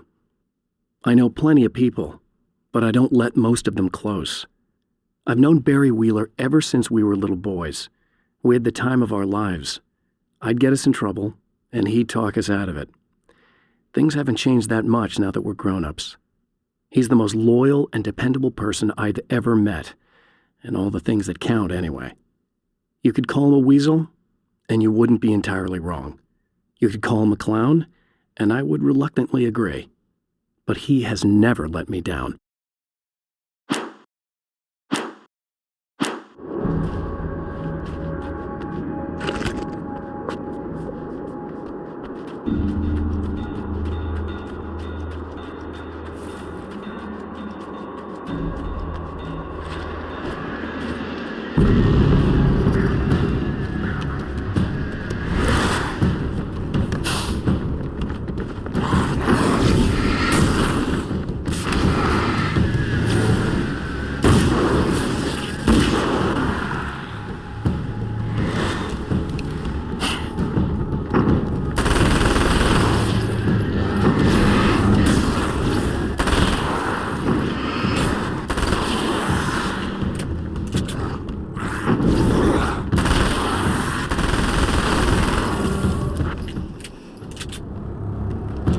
Here we go again. Better get ready to run.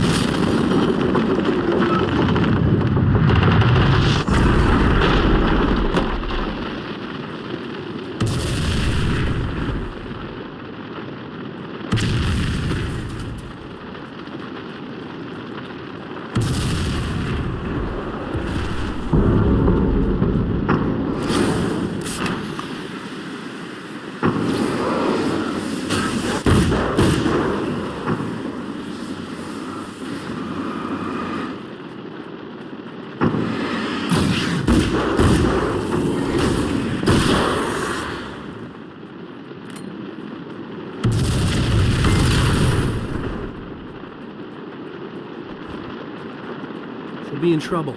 Better hurry.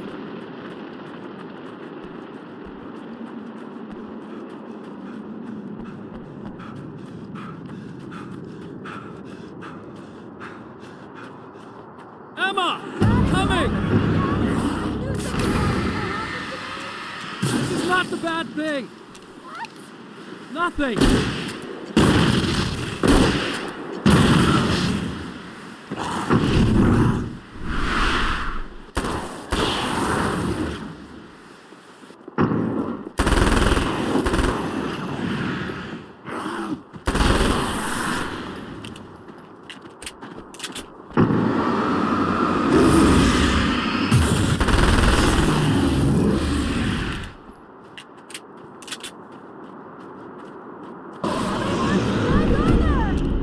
Keep your head down!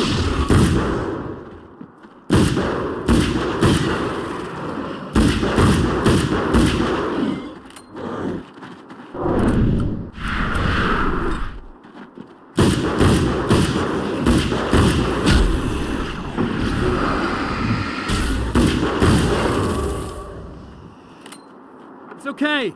It's safe now.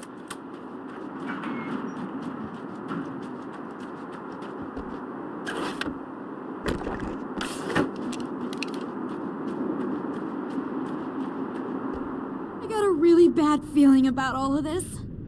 I'm gonna need those keys to the diner now. There's a motel key there that I have to get. Oh, hey, you don't have to do that. I have the motel master key. I work for the same company, you know. What's at the motel? Well, there's a dead guy. He's got something I need to get into the Mount Redtooth Observatory.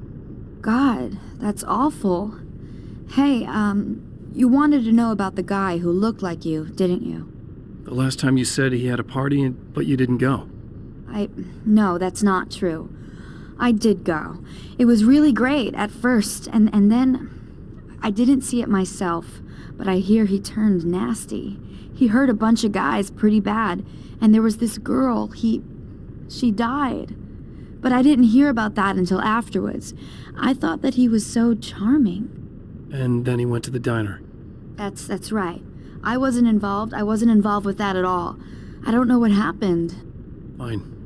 I need to check out these motel rooms. In the meantime, you stay here, okay? I'm serious. Keep the lights on and stay here. Yeah, okay. You got it. I sure hope you're right about this.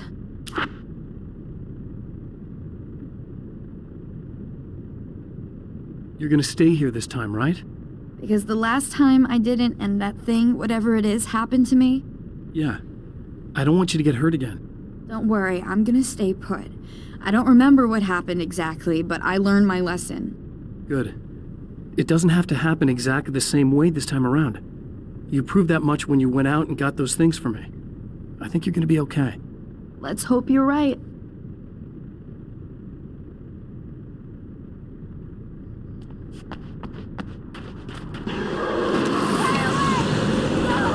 This wasn't supposed to happen again!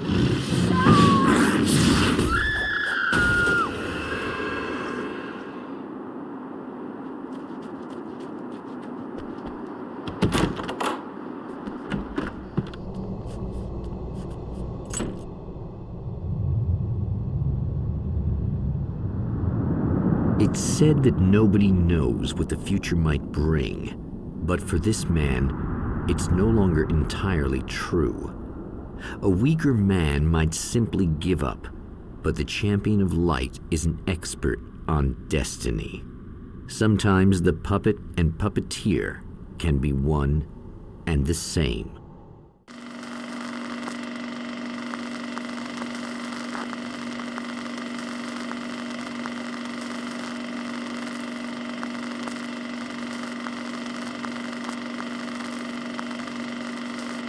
Mount Redtooth, its top littered with man-made eyes that stare into the endless depths of space. Tonight, the champion of light will depend on them to pick out a message from the ether.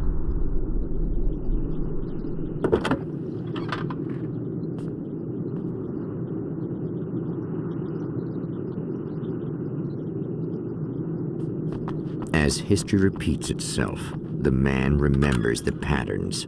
He knows that he needs the missing part for the telescope. That's where the camera should be.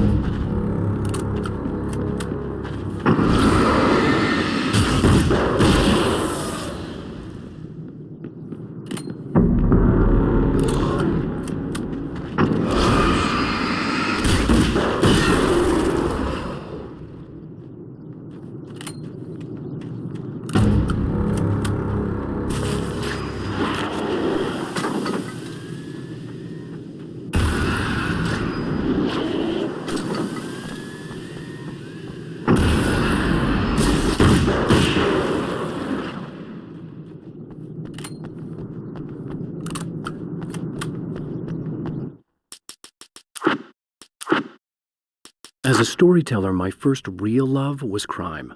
And it was in that genre that I finished my first novel, starring the perpetually miserable Alex Casey, whose entire life was a wound that never healed. The books sold as fast as they hit the shelves. I wrote 5 more Alex Casey books, and they all were bestsellers. I became rich. I became famous. Success brought pressure. and I didn't handle it very well.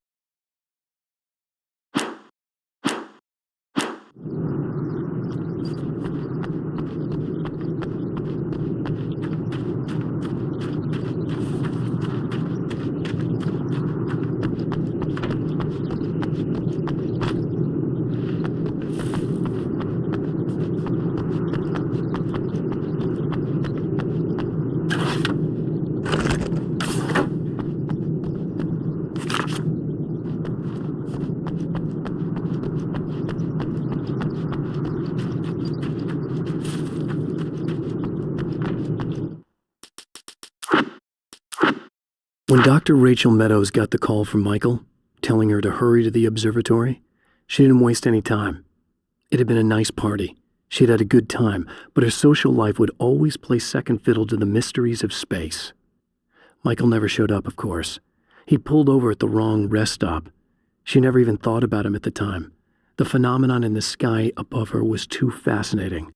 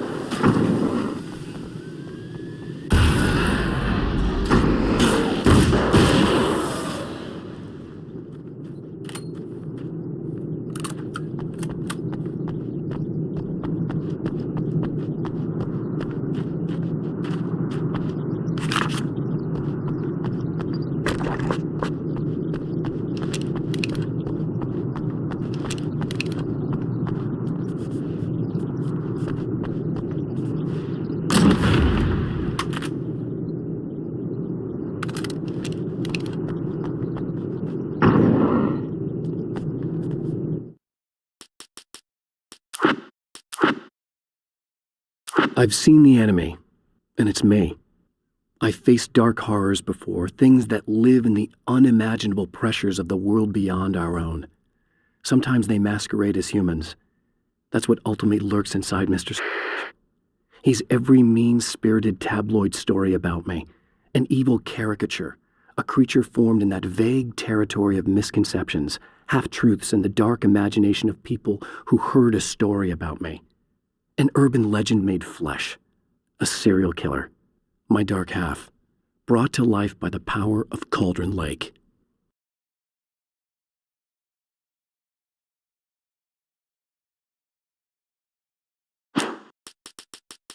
There are places where our world is worn thin, and another reality brushes against ours. One such site is Cauldron Lake near Bright Falls, Washington. But there are others. That other reality is dark, vast, and malleable, always in flux. In its depths dwell vast forces and alien energies. They're dangerous. But in one of these places, if you know how, you can channel the power of that place and use it to shape reality.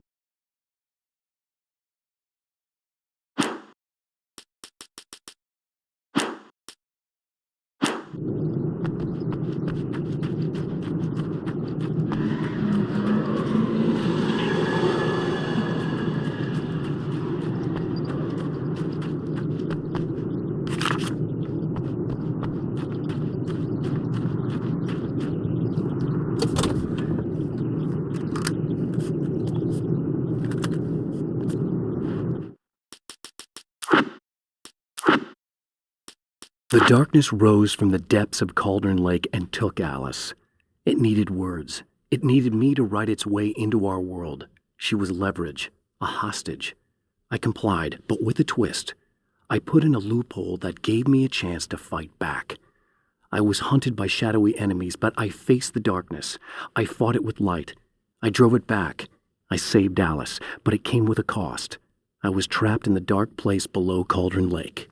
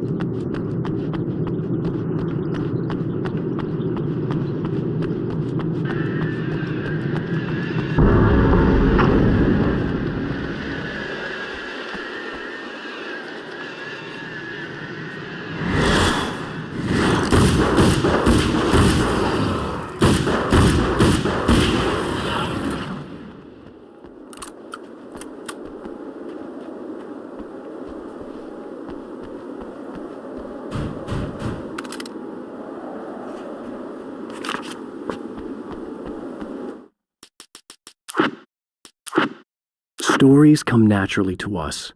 We can't help it. There are many different worlds, many competing realities within our heads, fueled by books, television, even barely remembered childhood tales. There's an endless supply of fictional concepts more familiar to us than anything or anyone real.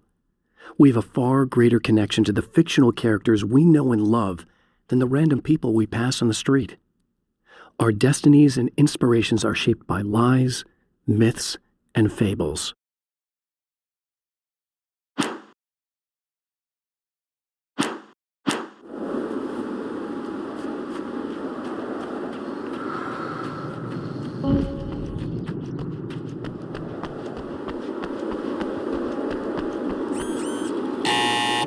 It's you! How dare you!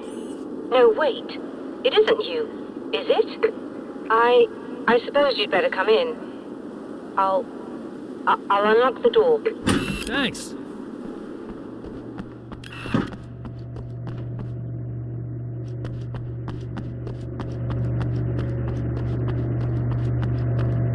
You'll have to forgive me, but this feels very strange.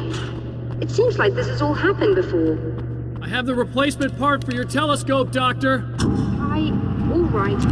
Let's get it installed.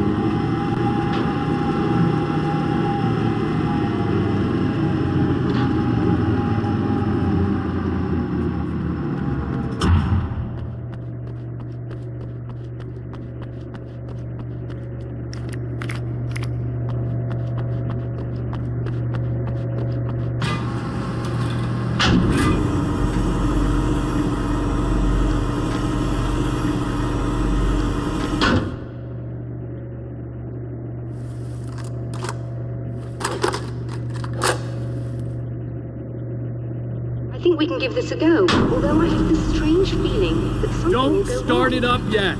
There's a problem with the coolant system. Yes, that's right. I remember. All right, let me think. If they're sabotaging it, they'll be at the primary coolant pipe outside. If you can secure it, we should be ready to pick up the signal. That is why you're here, isn't it? Yes, it is. I'll take care of it. Before you go, if you have the time, I'd appreciate if you came up here and explained a few things. All of this is very strange to me.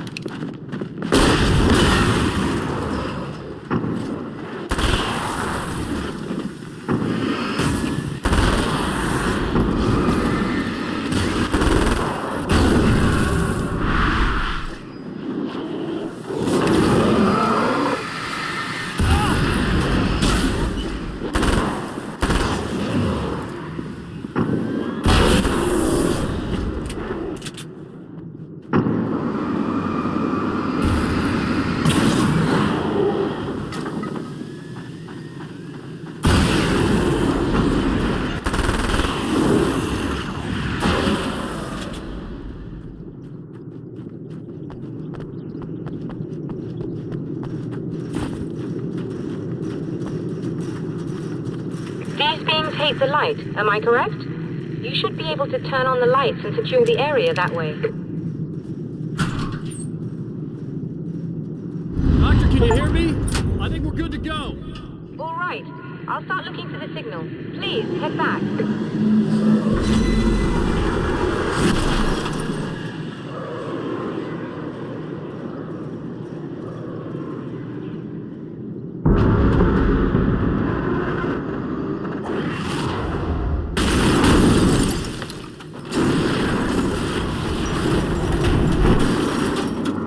Guess they didn't like that.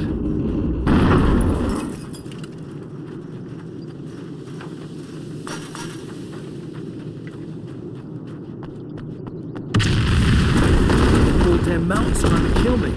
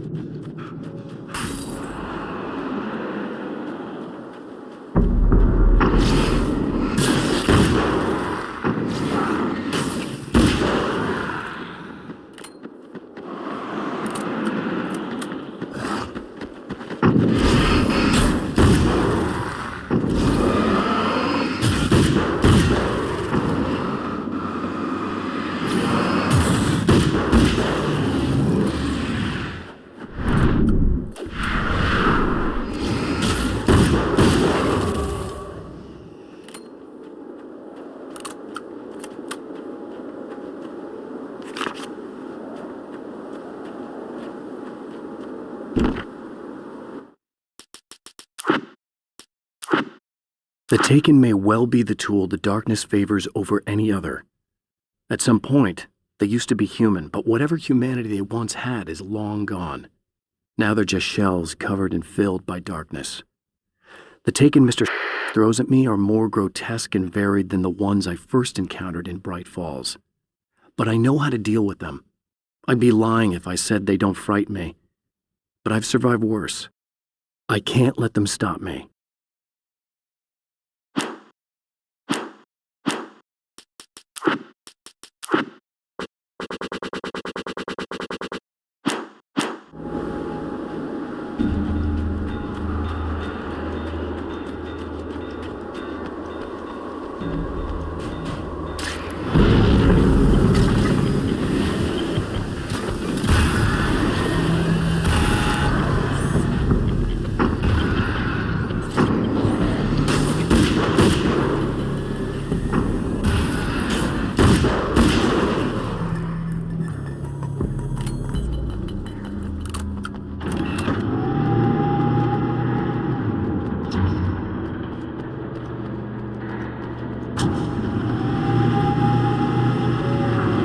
It's working. Please, come up here.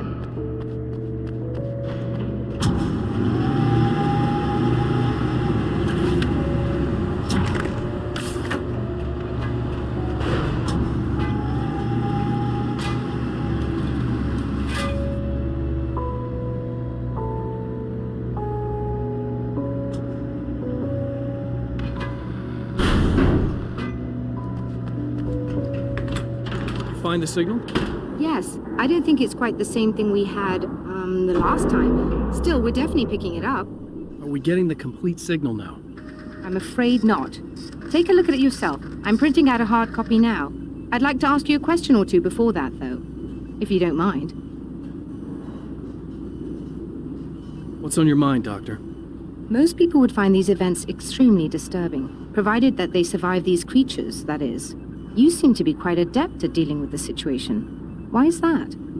Yes, I was involved in... It's a complex story.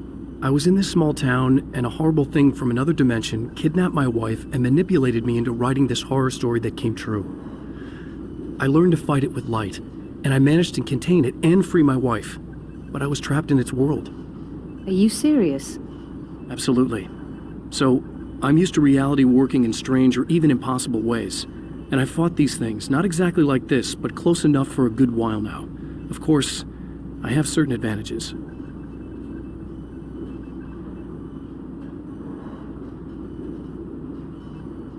Was there anything else? What did you mean when you said you have advantages? At the risk of sounding like a lunatic, reality is much more fluid than people think. It can be influenced. I didn't take you for a mystic. I'm not. I'm a writer. And under certain conditions, I can, for lack of a better word, rewrite reality. Change things. That's absurd. But it works. Assuming I believe this, why don't you simply, I don't know, write yourself some superpowers? It's not quite that simple.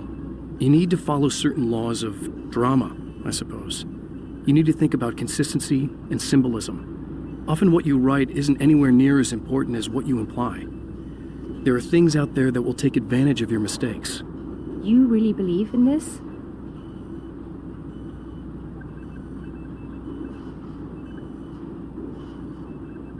Don't look at me like that. You've experienced some of this yourself. I will gladly admit that something exceedingly strange is going on. But this idea that you're somehow altering reality with your writing is ridiculous. You're essentially saying you're controlling my actions. Leaving aside the rational arguments against this, what gives you the right? Well, it's more like having a destiny. A path you're on. You're not aware of it, but there it is. If somebody changes it, what difference does it make? It's what every writer does.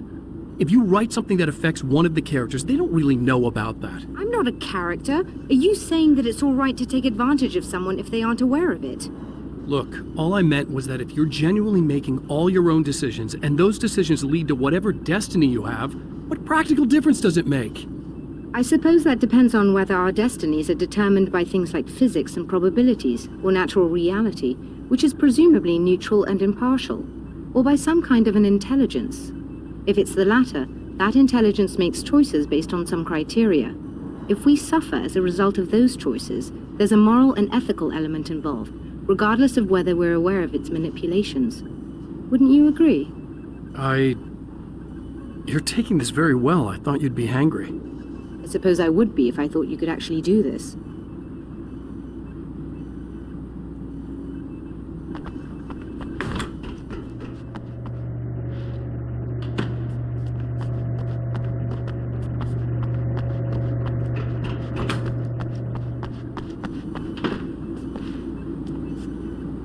Another printout.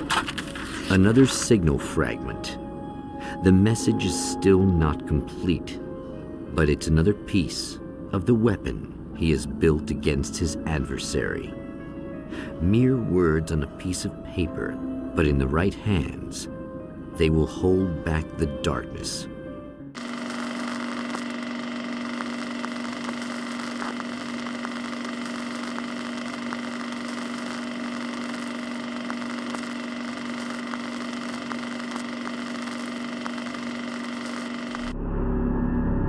The last time the man came to the drive-in, it did not end well. He hopes to avoid that fate this time. He hopes that what he has brought with him to this place is enough.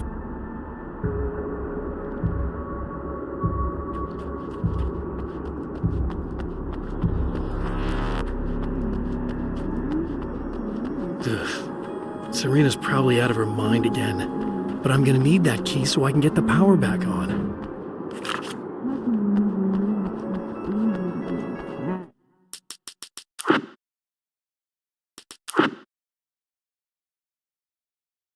To change the world, you must craft a blueprint for the new reality. Any work of art will do, as long as it's a genuine act of creation.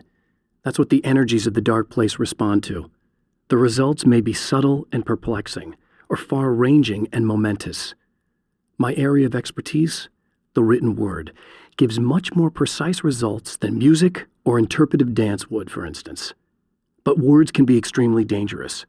What you define may become reality, but so can that which you imply, even if you don't realize you're doing so.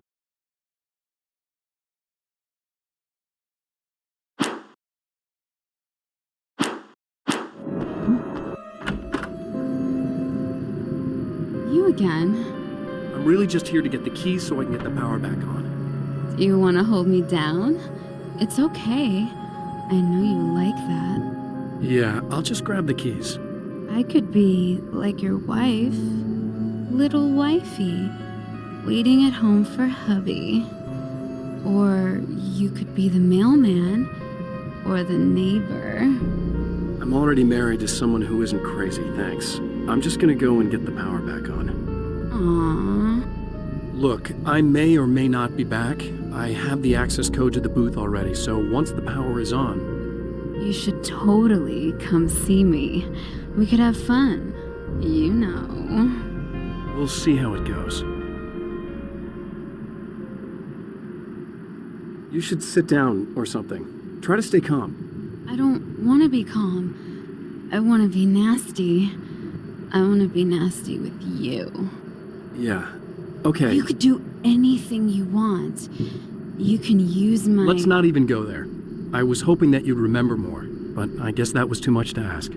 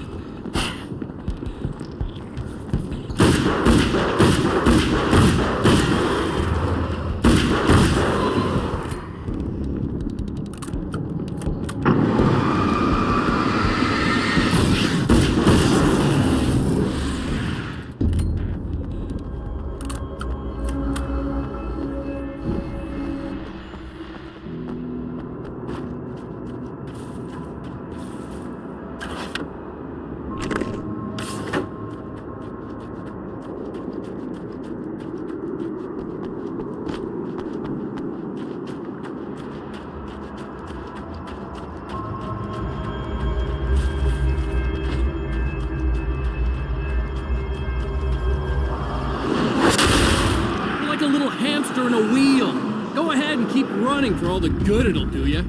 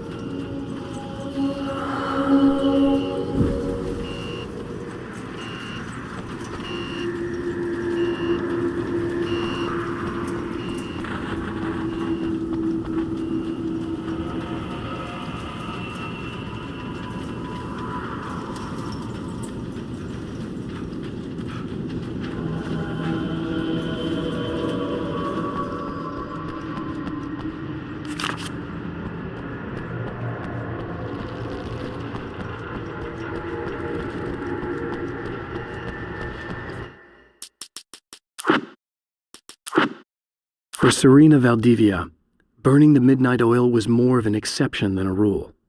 A procrastinator and a perfectionist, she often worked when she wouldn't be disturbed. Tonight was especially important. The film festival would open tomorrow, and there was still so much to sort out. It wasn't that the work hadn't been done. She just didn't feel like she had completely mastered everything yet.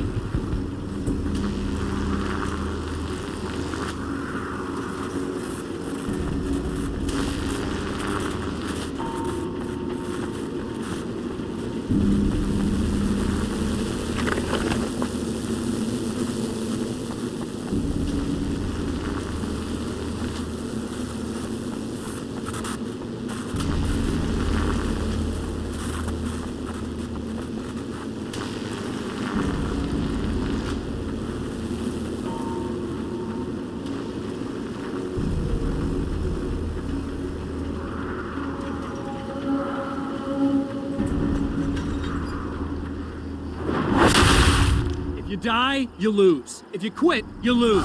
If you make it to the end of the loop, you'll still lose. Sucker.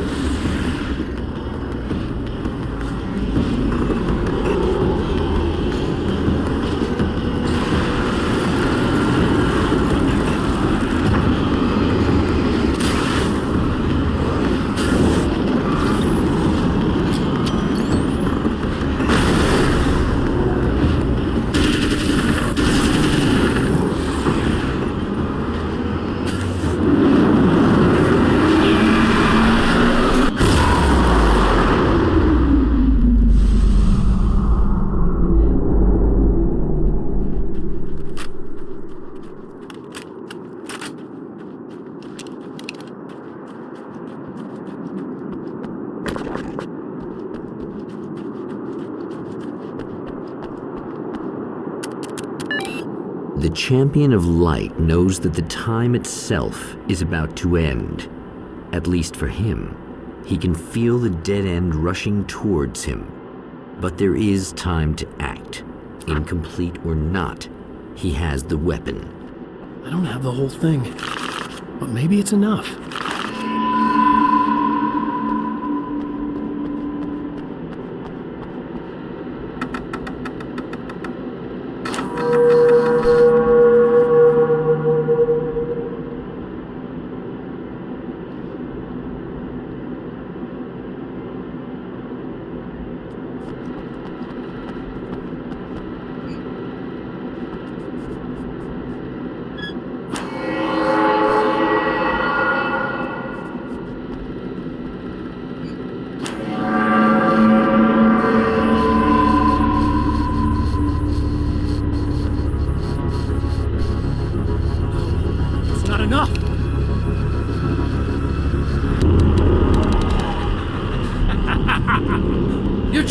Cute, aren't you? What are you up to? It's a waste of time, buddy. You should just lie down and die.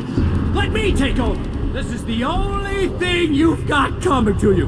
From here to eternity. No matter how many times you come back.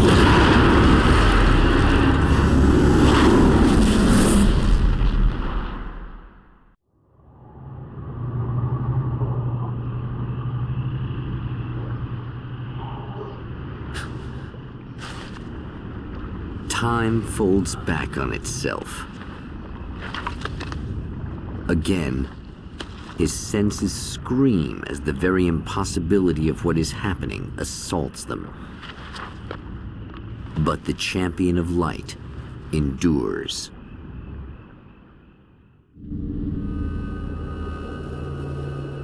Each time he gets a little closer, each time another detail falls into place. Now, the trap works against the Herald of Darkness.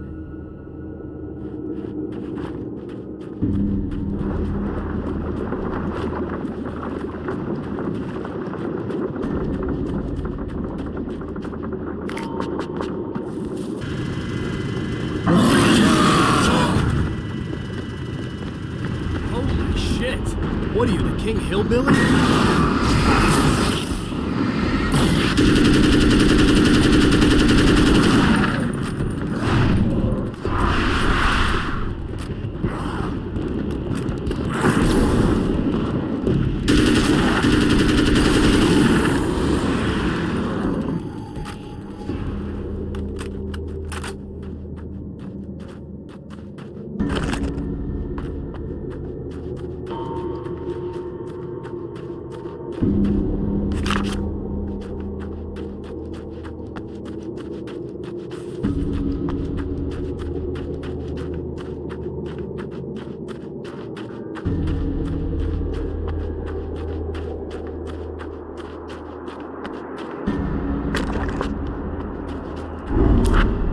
Right on cue, bubbling to the surface from untold depths, the horrors.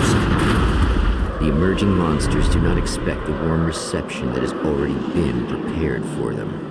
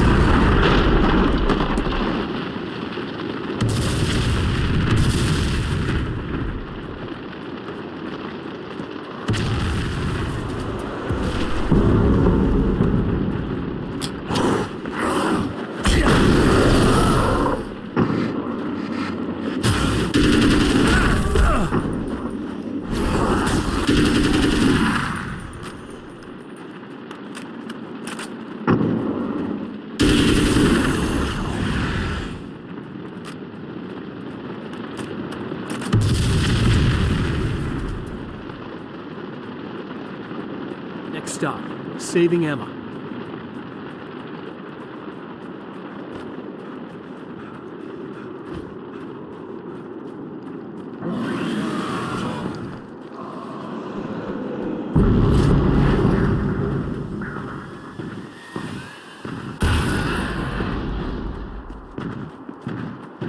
Is it bad that this time I just went, oh, he's gonna be right along to save my ass?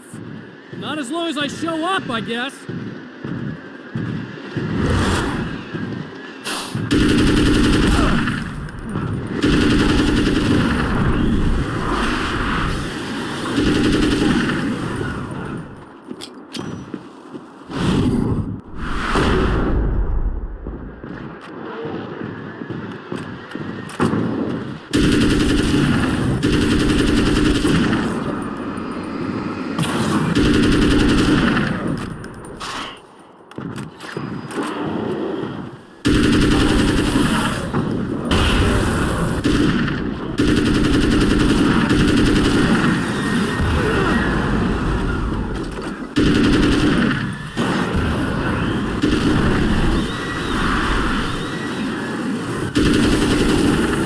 Clear now.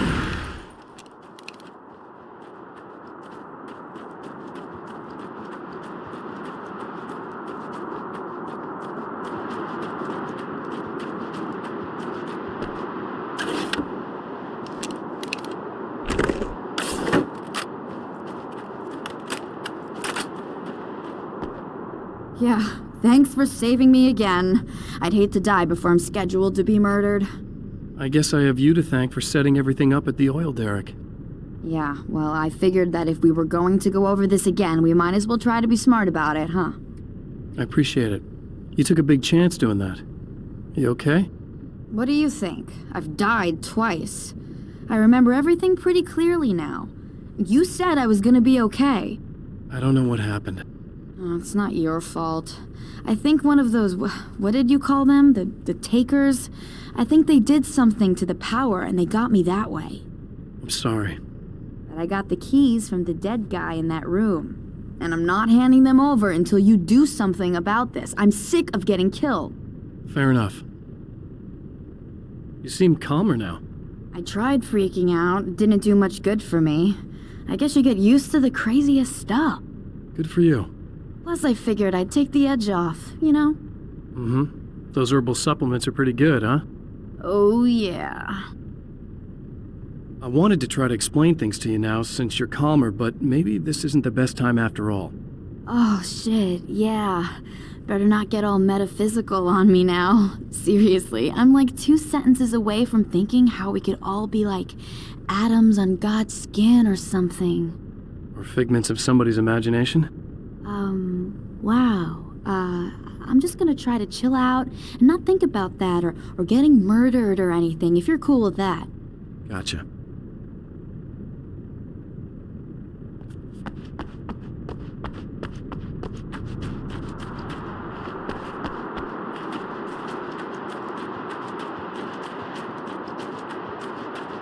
Well, art lovers, are you feeling neglected?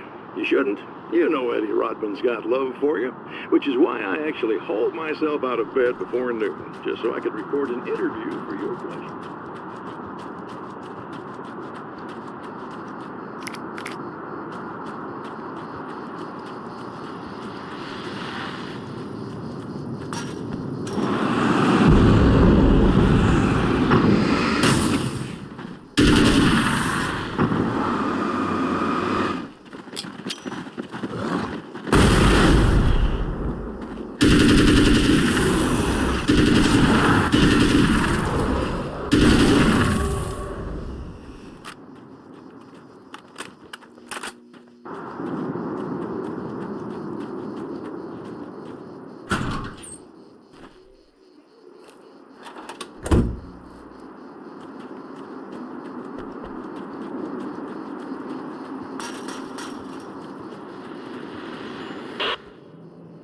So I've been thinking about Barry.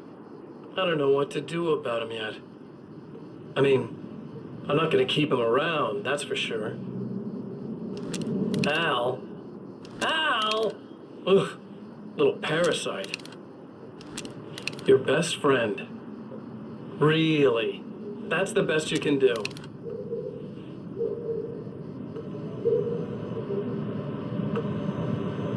I actually kind of like the guy. He's a plucky little butterball. He plays the clown. That's a hard road to take. But I don't need him sticking his fat face in my business. Did you know he's been hanging out with the sheriff from that shitty little town? They keep in touch. Barry's about the only guy who insists that you're not dead. How about that?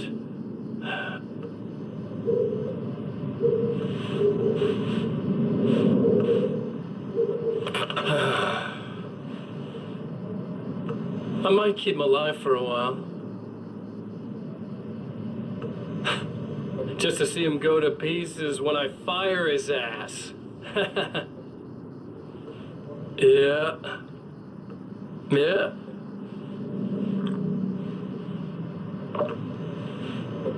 Yeah.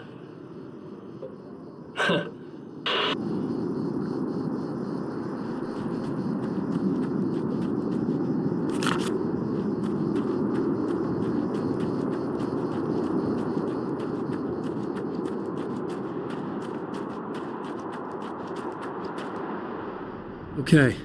I really don't think they can get to the power now. Thank you. That's a relief. Here's the keys that you needed. Thank you. Hey, I have to tell you, at the diner, I went there with him. The guy who looks like you, okay? I know I said that I didn't. Yeah, I figured. Want to talk about what happened at the diner? There was this guy from the observatory, and he just attacked the poor dude, smashed his face into the tabletop a bunch of times. It was horrible. I didn't know that he was gonna do that. I swear. And I just ran. I just left him there. I didn't even try to help. There was nothing you could have done. It's not your fault. Well, he's dead in that motel room now, so excuse me if I feel pretty shitty about it anyway. You shouldn't blame yourself. I just didn't want to get involved. I have this tendency to just drop everything and run. I don't think I'm a bad person, but I didn't even call the cops. I'm such a coward. If you'd called the cops, we'd have dead cops. He's not human. Do you understand? It's not your fault. But I could have tried to stop him. Believe me, if you had, you'd be dead.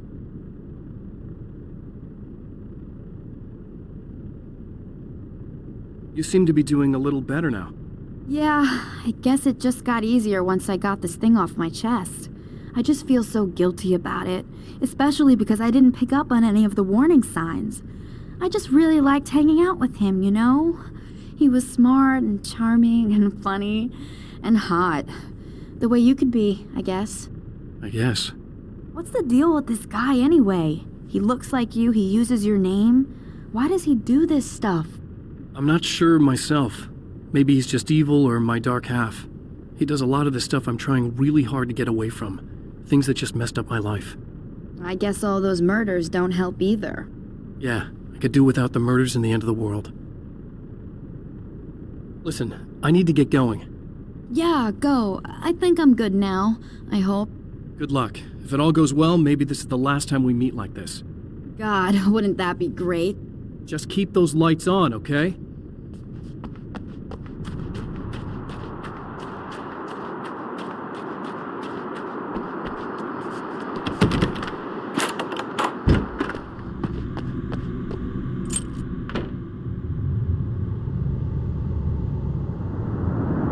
The fate of countless individuals hangs in the balance, threatened by the machinations of the Herald of Darkness.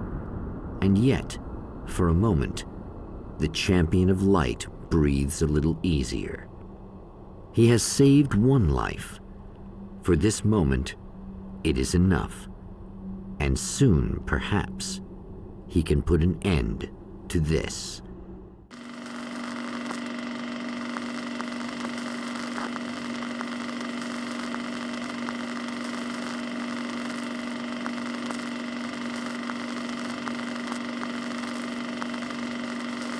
Returning to the observatory for what he hopes is the final time, the man feels anticipation and dread in equal measure.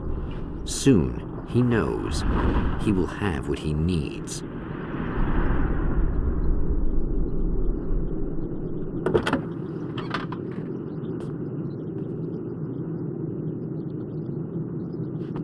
Hello, I was expecting you. I've already taken care of the imaging array, but you should still look into securing the primary coolant flow.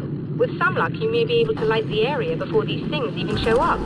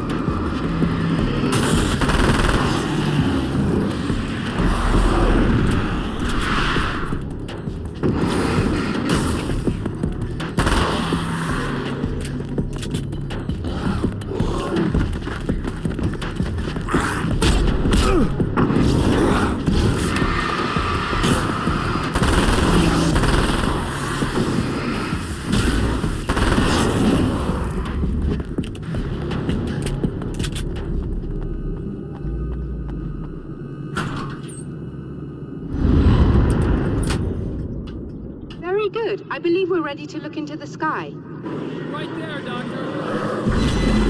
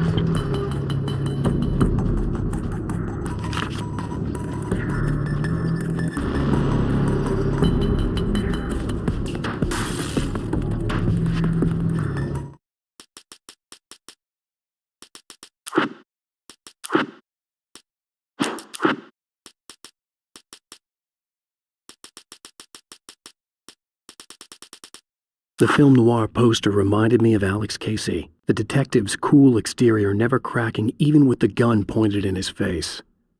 In the back room, all the lights had been turned off, except for the lone spotlight which illuminated the bright red fire extinguisher on the wall.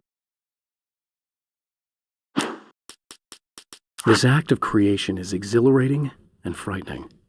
Subtext and symbols loom eager to take effect.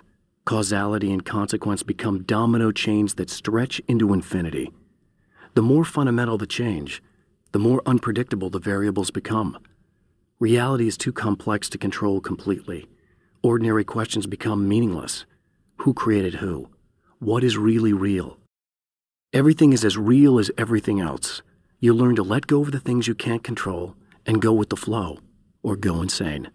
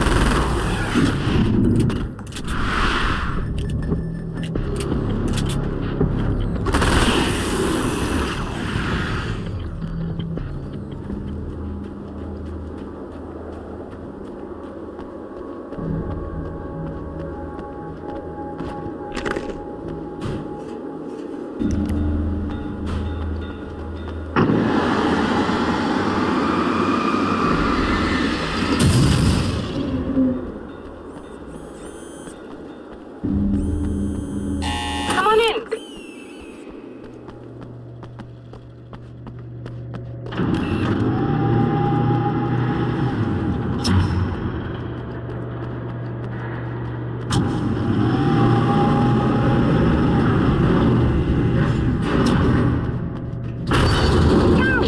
You need to protect the telescope or we can't complete the signal.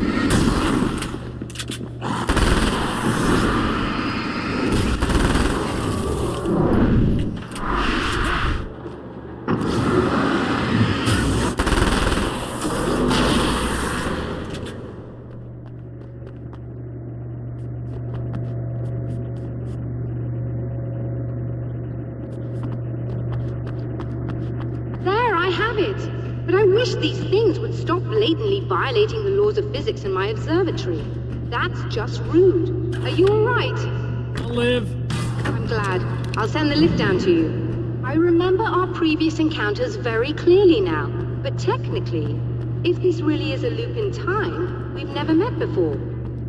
I don't know why our awareness persists, but it's bloody fascinating.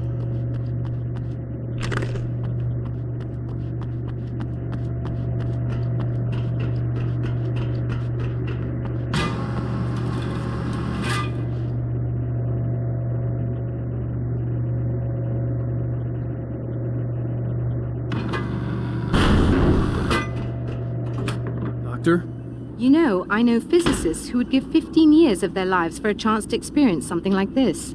I'd imagine that being stalked by horrible axe murderers would curb their enthusiasm a little. Clearly you've never met hardcore physicists. I'm glad you're in such good spirits, but... Signal! Yes, it's completed. Finally. If all goes well, this should be the last time we go through the loop. You know, I just realized that I don't have any memory of what happens after you leave. What does that mean? I don't think it means anything. If everything goes well, you just keep going. I don't show up here like this again, no more bad guys.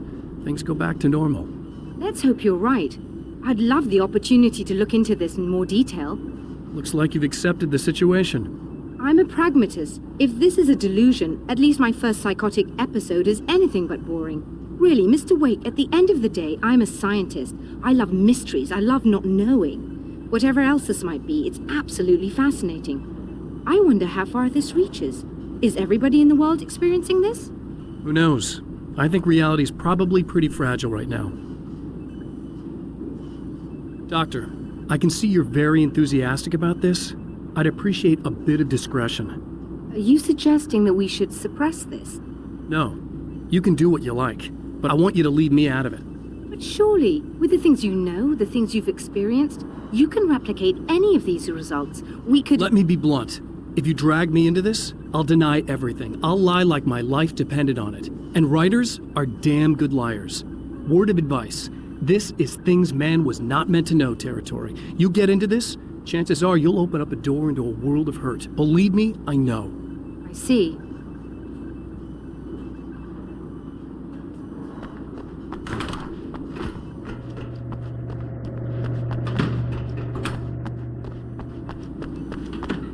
In a strange way, he feels at ease.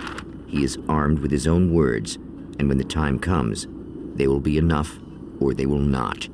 For now, he's content to let the currents take him toward the final confrontation.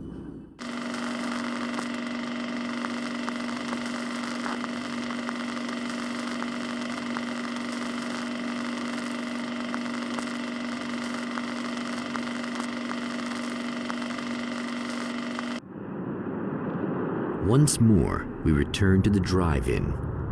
If he's aware of the absurdity of arming oneself with a few sentences and standing against a power that can pierce time itself, he doesn't show it. The man has his share of weaknesses, perhaps more, but cowardice is not among them.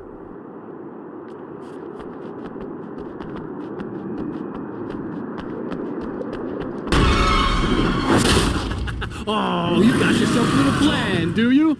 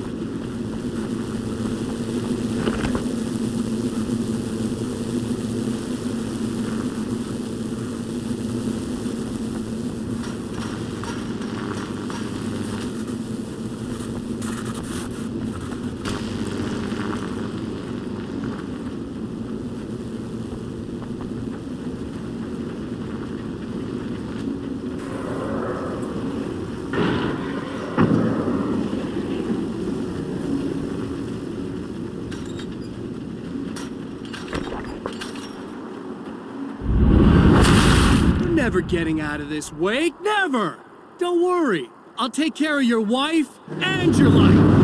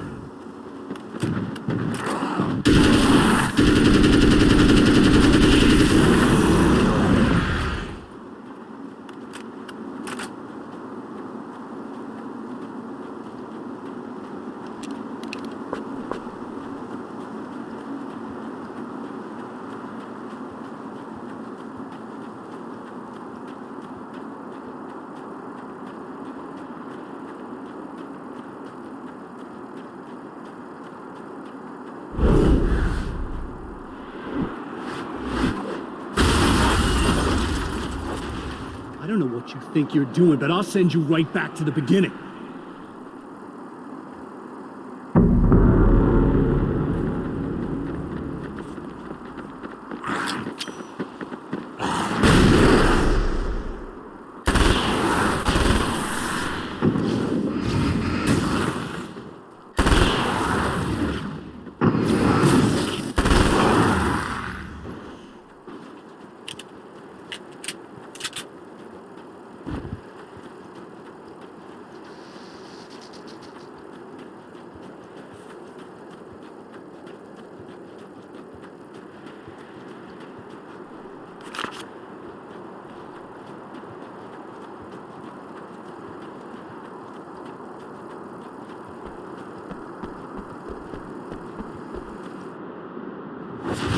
What?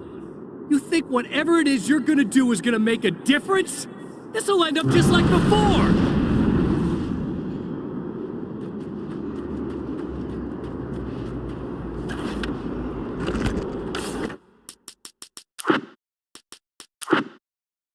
I'd found her film from the pile of containers in the back.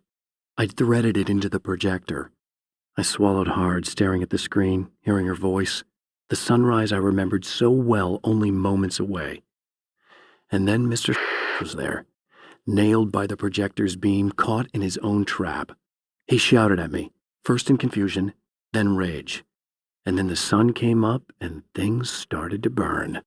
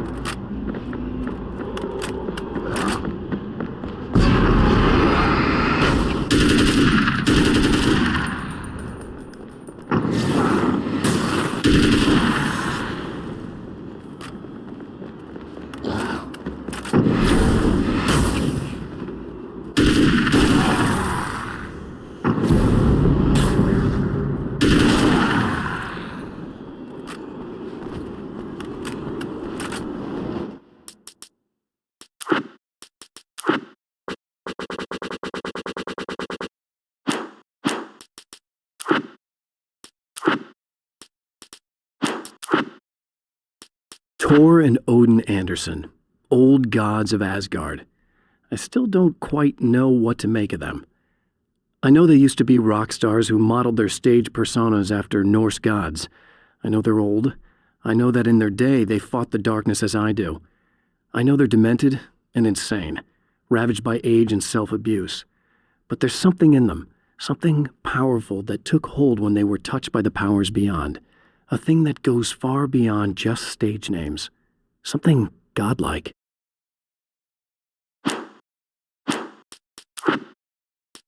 There's more to fighting the Taken than just burning away the darkness that protects them. When I'm fighting for my life, I find myself slipping into a state of intense concentration that makes the beam of my flashlight seem more powerful and focused. I used to think it was just my imagination, something brought on by the adrenaline and fear of death. But now I'm not so sure. I've been touched by powers that I can't begin to truly comprehend. And they've left a mark. I'm starting to think this might be a part of it.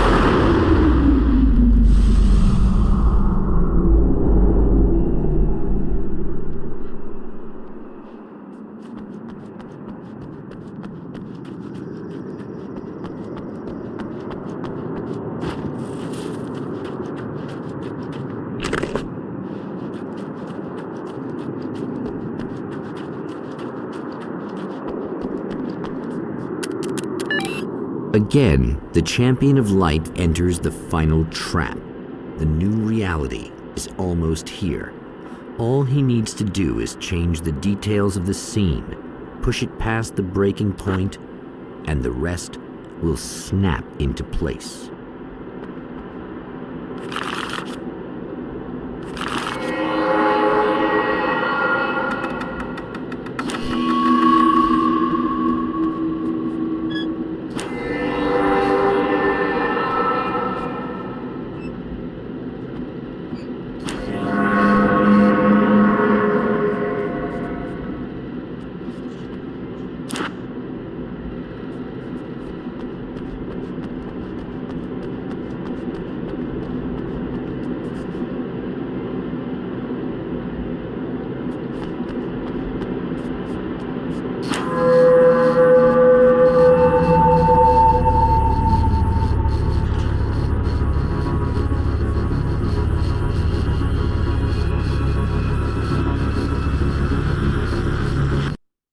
Oh, come on, buddy.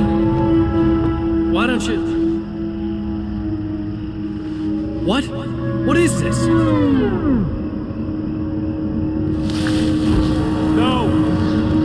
No!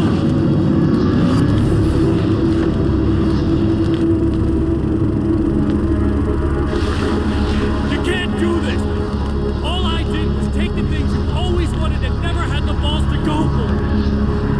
It's my turn now. It's my life. It's my life.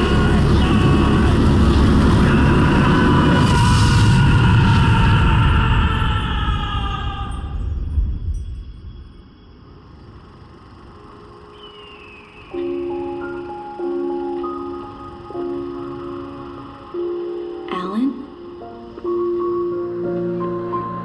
Is it really you? It's really me. How?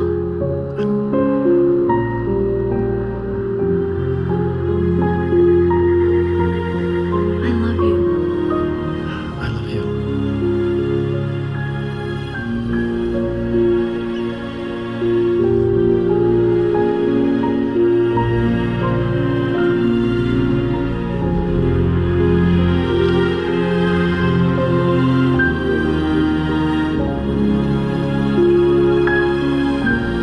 A woman, a man, two lovers, held apart for far too long, enveloped in the light of a glorious dawn.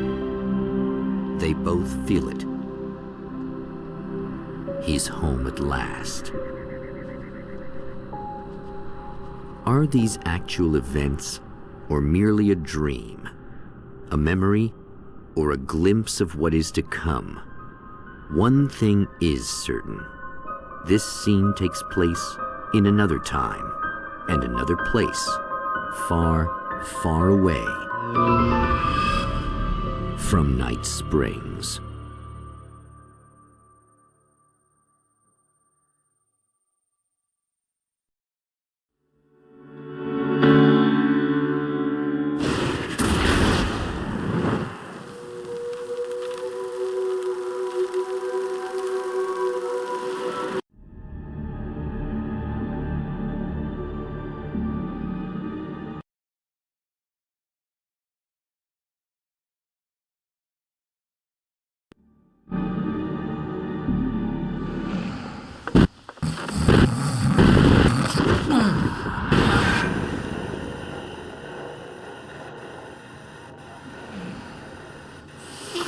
No? Al?